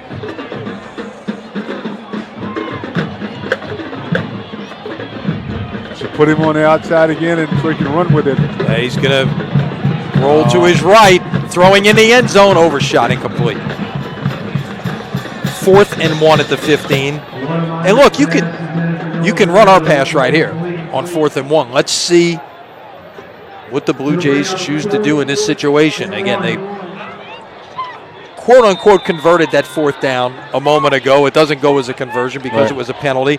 Mark Sanji wants to talk about it. I think this is a wise move right here, because this is the biggest play of this game at this point. You've got to convert this 1st down. You've got to finish this drive with a touchdown and make this a 1-score game. And I think what they can do here is move the pocket again, but to the field. So you give Waterman an opportunity to get the first down. You only need 1 yard. He can get that 1 yard on the sprint out, or the receiver can give it an option, either a comeback route or a quick curl route underneath there.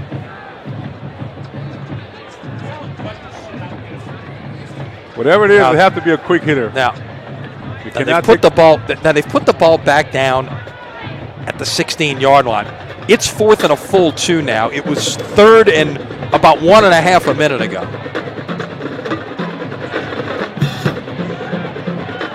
It's a long one. Well, now it's supposed to be 1, and it's not. It is Exactly. definitely 2. You need the 14. The ball is touching the 16.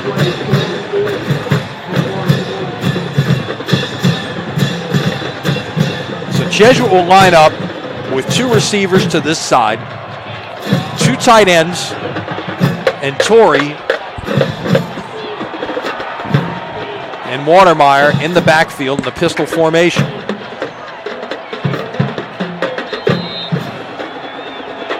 Now Torrey will shift to the side. Holy Cross. Almost jumped outside. I don't know if that was a hard count. They'll give it away to Torrey, trying to get to the outside, and he is not going to get there. Holy Cross's defense comes up with a huge play in this football game. That's a long development play as well. And a flag is down at the end of the play. It was one of those plays that took a while to develop. Yep. So Trying to get to the field. Yep. Trying to run the sweep to this side, and Curington, among others, on the defensive stop for Holy Cross. Those type of plays, this time of the game, the field position, they needed a quick hitter, either a quick pass or up the gut, or short side the field.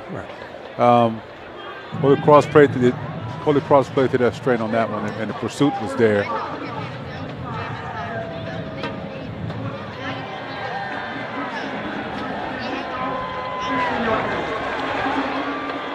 So it's a dead ball personal foul against Jesuit after the play that's going to move the ball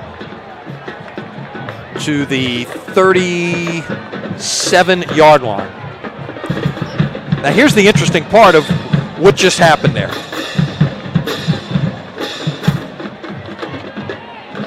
That's the first down of because it's a dead ball foul, it's the first down of the second half for Holy Cross. Wow. And it comes via penalty, and it comes with 6:52 remaining in the fourth quarter.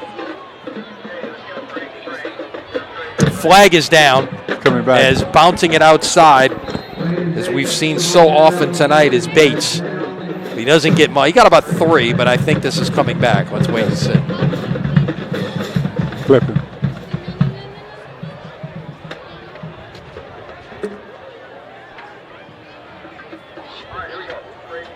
They will walk it from the original spot, so it'll be no play. It'll be first down 20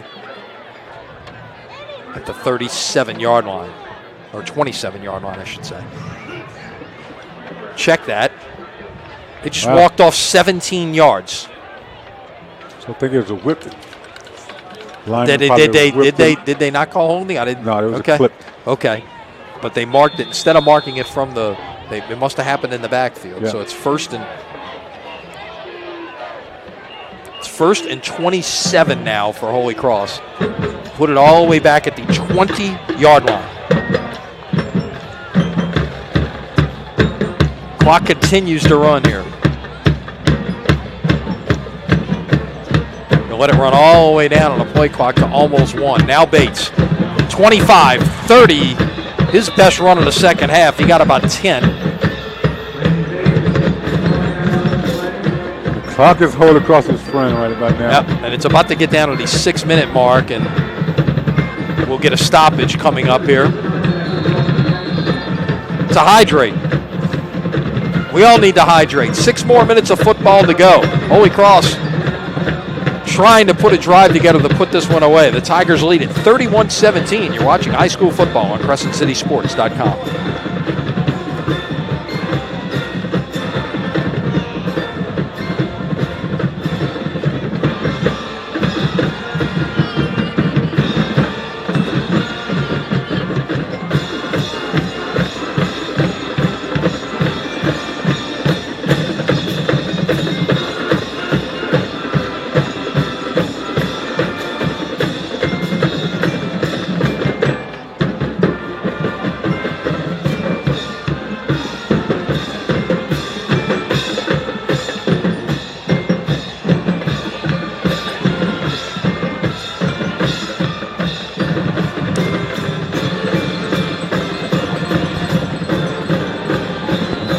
Second down, about 17 to go for Holy Cross. Ball at the 30-yard line. Jesuit band performing off to our left. Clock does start on that hydration timeout. It's not like a regular timeout. It just stop it, and then when the clock was running before that, then it resumes running. Toss sweep short side. Bates nowhere to go, and he is crushed. Couple of Jays over on the far side helping make that play.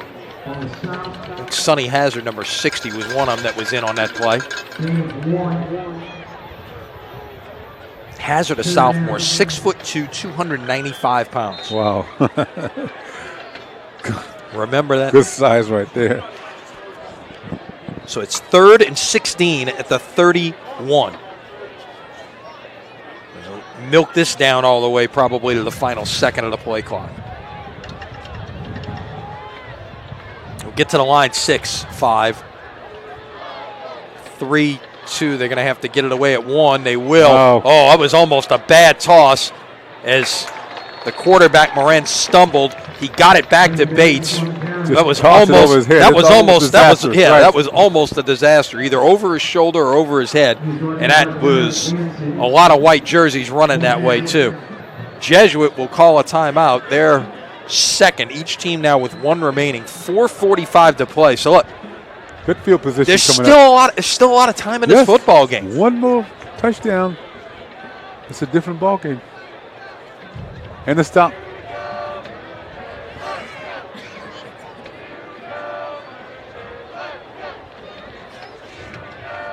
Once again, tomorrow night, 7 o'clock, back here at CrescentCitySports.com, back here at Tad Gormley. We're going to leave the Merits in the press box tonight. We've got great accommodations for them. Ken Trahan will be here to call it. Brother Martin, St. Augustine, the backyard brawl, the capper of this Hannon Classic.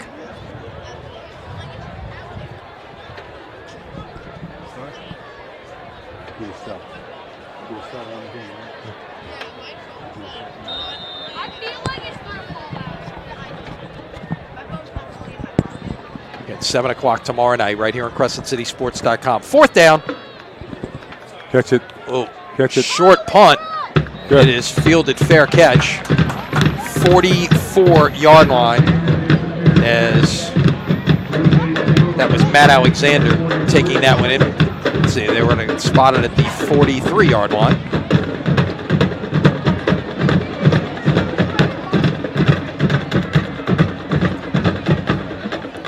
So the Blue Jays, with 4:38 to play, need 2 scores. Got to have some urgency now.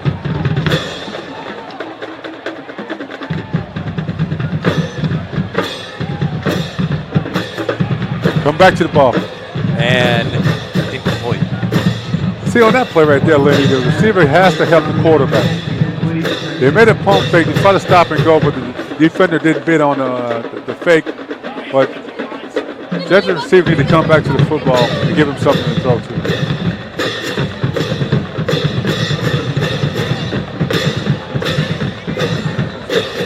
So 2nd and 10 at the 43. Catch you up on some scores here as the evening winds down. Of course, go to CrescentCitySports.com, our All-State Sugar Bowl scoreboard. You get the scores faster than you get them anywhere else. Incomplete, 3rd down and 10. Holy Cross is in the soft zone again. Obviously, they're giving everything the Jesuit underneath, but they have to. Jesuit have to hit those quick hitters so the receivers can make some plays after the catch. 4th quarter, John Curtis leads Warren Easton 27-21. Wow, good game.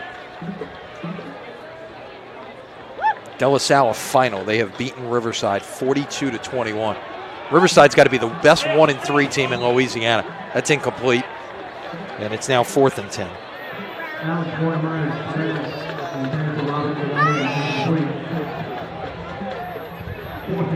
Hannon, a final, beats St. Michael 35-21. That was in Baton Rouge this evening. South Lafourche beats a pretty good Vanderbilt team 34-14. Yeah. That's a District 7 4A game. 3rd quarter last we had Karen Crow leading McDonough 35. over in Acadiana country, 21-20. McDonough 35 and Carr meet here next Thursday night. Up the field. And that is a first down. Nice job by Torrey on 4th and 10. You know, Torrey this did a is good not, job there. keep in mind, this is not like the NFL and college where you've got markers on both sides, Exactly. so you know exactly where you're trying to get. You've got to be able to visualize where you are. And he did a great job. He did a great job. Got the yardage and got out of bounds. So Jesuit, 1st and 10. There he goes. At the Give it to 44. him. Oh, And incomplete and very nearly intercepted that time he has to get it out of his hand. by Rosano. Good call. Waterbury has to get it out of his hands. The cornerback is sitting on it, but he's fast enough to make a break on it. And it's almost just picked off and went the other way.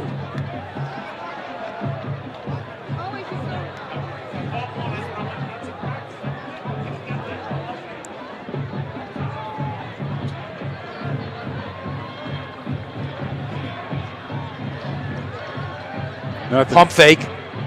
Throws incomplete. Not helping him. So now it is 3rd down and 10. Well, I would say this, Terrence. I mean, unless you're, you know, a Riverside team or somebody who's got a wide open spread type passing game, it's hard at the high school level to try and get in 4 wides and suddenly go no huddle when it's not your normal mode of operation. Or if you don't have the athletes to do so, because of the combination of both, you can have that type of offense spread without the talent, and it's not successful. And it's not what you practice. I mean, both of these teams have good athletes on the field. Don't get me wrong, but it's not what you practice day in, day out. You cannot do it during the game because of the speed it takes to run that type of offense. Right. And there are times you run the 2-minute drill, and that's but that's a little bit of what they're trying to deal with right here. 4th and 10, must convert. Going downfield, it is incomplete and overshot.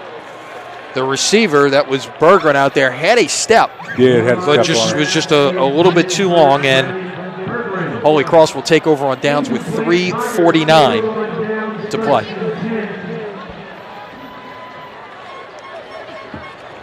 So Jesuit 1 timeout. If you're Holy Cross, you really just need to try to make 2 first downs. Exactly.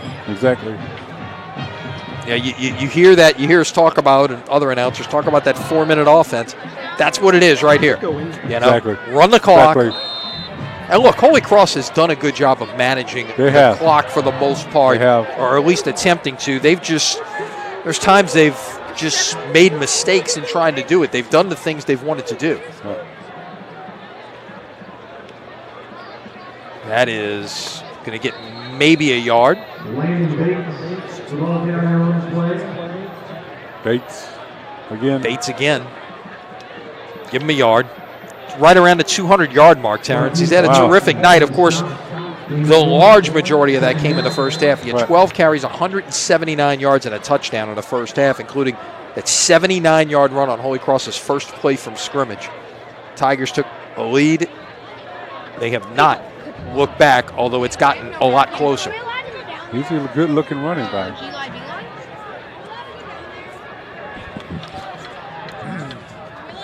Second and 9. So the clock will tick down under 3 minutes. This is Bates near the first down, about 2 yards short. I think that almost certainly gets him beyond the 200-yard mark. Quick math here. He's been the workhorse. So he really has. He really has.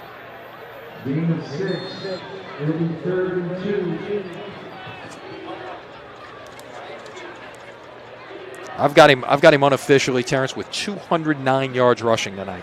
That sounds about right. And half of those was on his own. A lot of it. You're right. No question about it. You know, he got that big start. It's always good when you get that 79 to start off. Exactly. And Bates is stopped short of the first down. Jesuit will call their final timeout with 2:18 to play.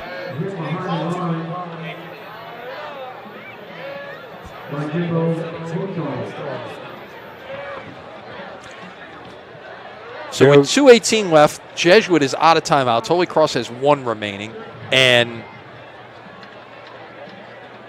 punt this away, and you just try to get it away. And then if you're Jesuit, you got a long field ahead of you trying to. So hopefully they finish up strong here with something positive. Yeah.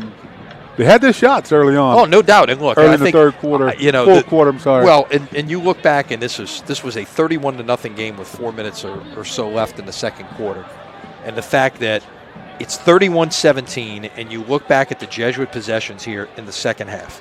Okay, they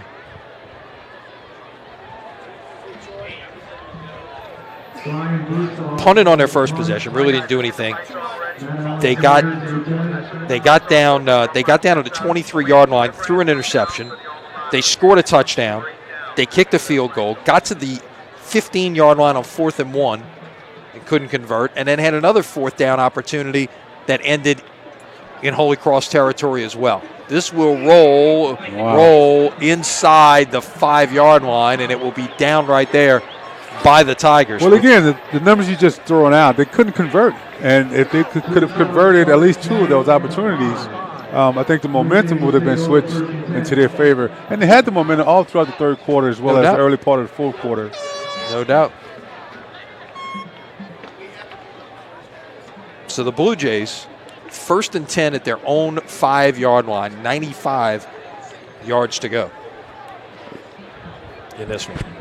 If you're going to try to get this to a 1-score game.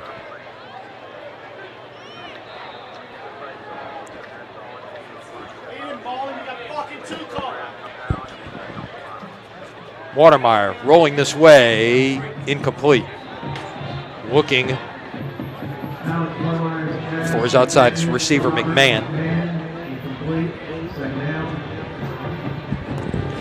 If you're both of these, I think both of these teams have something good to take away from this one. It's not you don't look for moral victories in rivalry games, but I think Jesuit has to feel a lot better about the way they played the last 28 minutes of this game.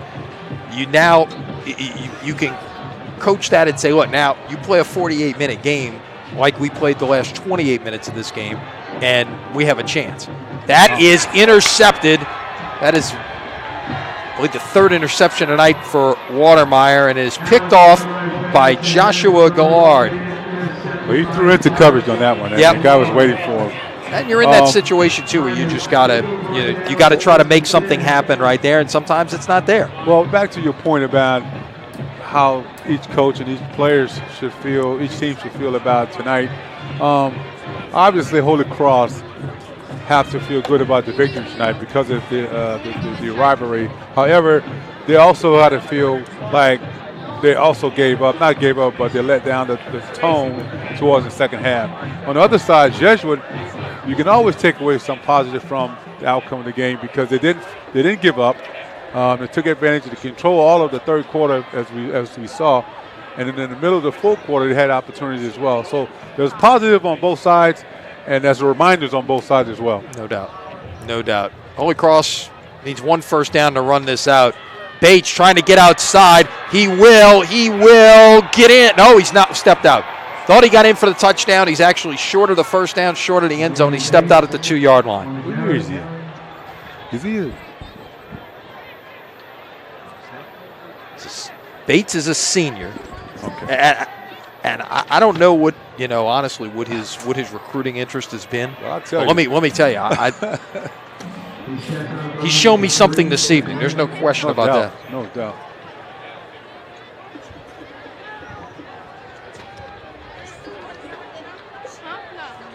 I tell you, some players just have it, and he's one of them. He's got. He's one of them.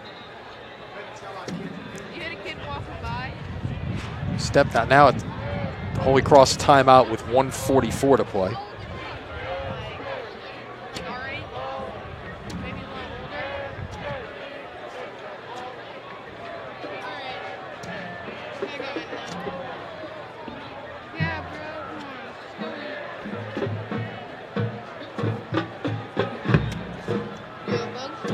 Bates had 3 touchdowns a week ago as Holy Cross beat Shaw. He's got He's only got one this evening. Just got one score. But it had an exclamation point at the end. Exactly.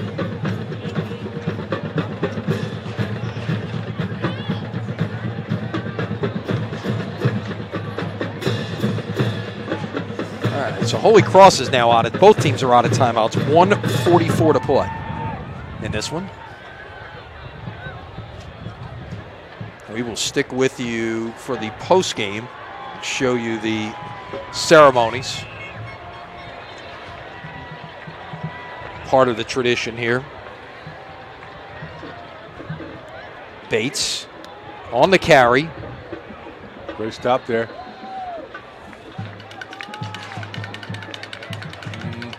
Might have gotten back to the line of scrimmage. Let's see. Looks like they're spotting it at the 3-yard line. No gain. I'll check it. Let's see. There, put it down at the 3. No gain.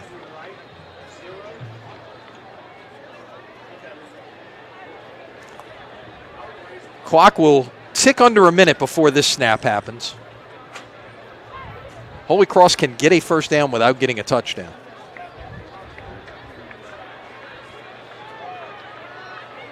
And this time the quarterback will keep it. He's going to come up about a yard short of the first down, it appears. Let's see where they spot it. It's like they're marking it. I think he fell forward pretty far, but they're marking it back at the 3-yard line. Yeah. So no gain again. And there's about 12 seconds difference between the game clock and the play clock, which ticks under 30. 15 on the play clock, so they have to run another play here. They get the first down, the game is over. If they don't get the first down, clock's going to stop. Jesuit's going to get it back on downs. But at this point, it's academics. And it's going to be a knee, although he tripped trying to get in victory formation there. And at the 7-yard line, with 9 seconds left, Jesuit is going to get one final snap in this one. Oh, don't look like it. I think they're going to just let it run. Let's see. Maybe they will. 9 seconds. Let's see what will happen here. Holy Cross don't think they have to play defense. 9 seconds left. Well, they'll take the score. They will. They will have to play defense for at least one more play here, which the ball's going to be at the 6-yard line.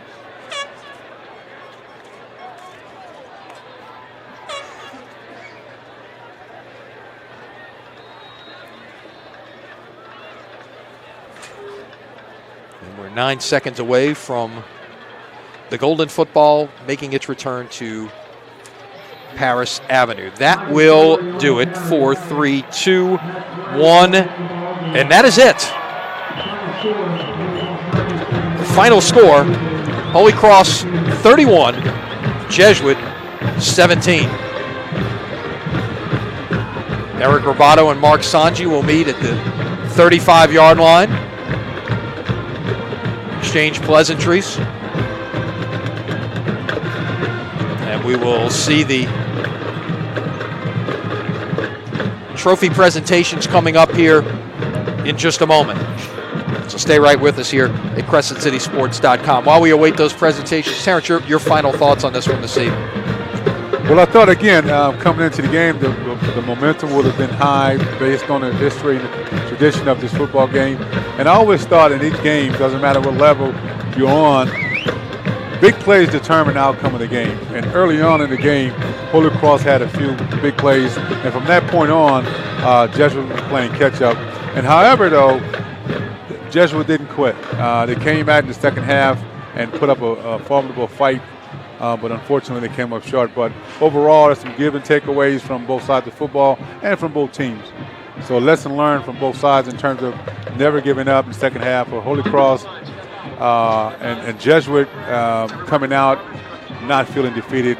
And then it showed tonight in the second half. Yeah, I think the football the whole third quarter. I think you made a very good point earlier. If you're a coach, you want, especially when you still want to be able to have some kind of ability to teach out of this. Exactly. And I think there's going to be a lot of, on both sides, there's certainly going to be a lot of positives. There's also going to be a lot of teaching moments. Exactly. Whether you're on the Holy Cross side or on the Jesuit side, and that says something right there. Look, give Holy Cross a lot of credit for the way they played the first 20 minutes of this game. Give Jesuit a lot of credit for the way they didn't quit and came back and played the last 28 minutes of this game. And this could have been a walkover. And it was. And at one point, it was looking that way. But that's not what you're going to see when these two teams take the field, are you? Well, film session is going to be, as you mentioned, a teachable moment for both teams. And I think again, can't reiterate it more than less than we are saying. But there's always some good takeaways from either winning game or losing. Ladies and gentlemen, now we're Ronnie Cornick, the PA announcer, will get us make the presentations here.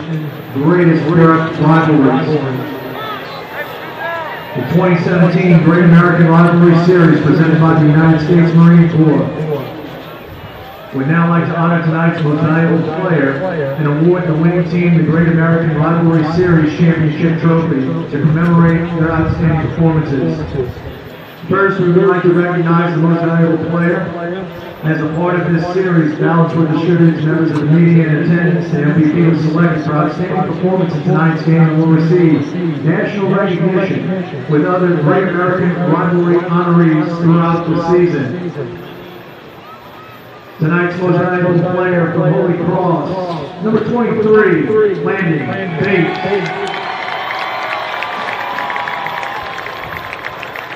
Unofficially, Bates finishing this night with 216 yards rushing.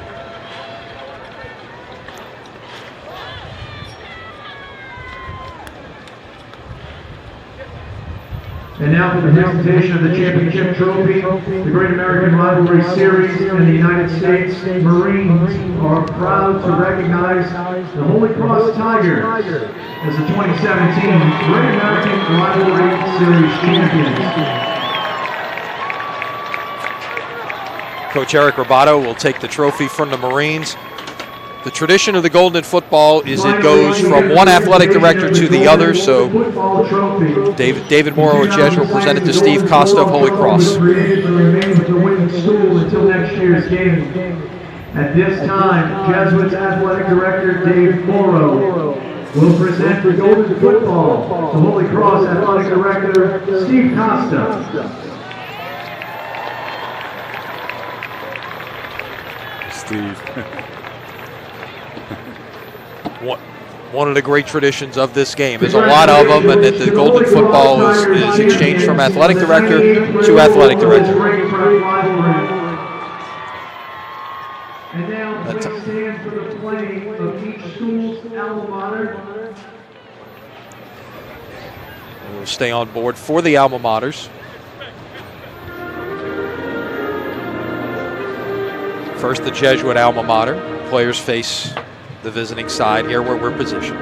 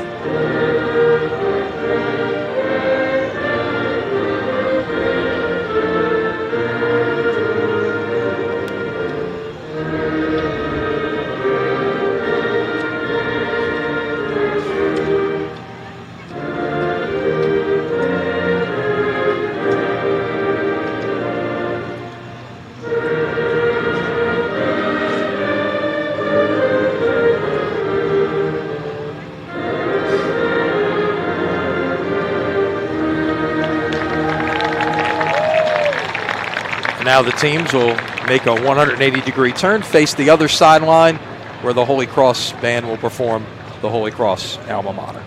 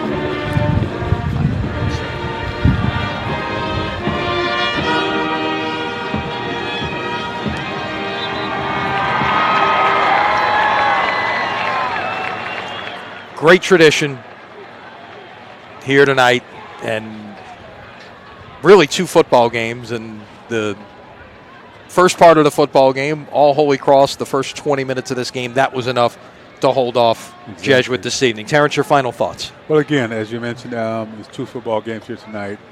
Again, Holy Cross came in, took the momentum away from Jesuit right away with those big plays.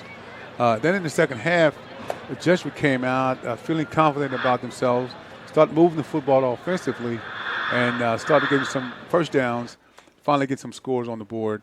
And I think, again, some positive can be taken away from both sides of the football field as well as both teams. And again, here at the end of the game, this pageantry is something spectacular on this high school on this high school level. Yeah, I don't think you'll see it. The whole pageantry aspect is really unmatched in Louisiana high school football. There's no question about it. And it's been a pleasure to be with you in the booth here tonight to bring it to you. Good to be with you. Appreciate it. And our thanks as well to Chip Merritt, our producer, providing you all the imagery here this evening in the video, in the replays and the graphics and everything else that went with it. Matt Merritt on camera tonight. Thanks to both of them for their assistance. For Terrence Jones, my name is Lenny Van Gilder. Once again, your final score here in this 98th meeting of Louisiana's oldest high school football rivalry. Holy Cross 31, Jesuit 17. Back here tomorrow night for Brother Martin and St. Aug at 6:45. Hope you can be with us. Until then, so long, everybody.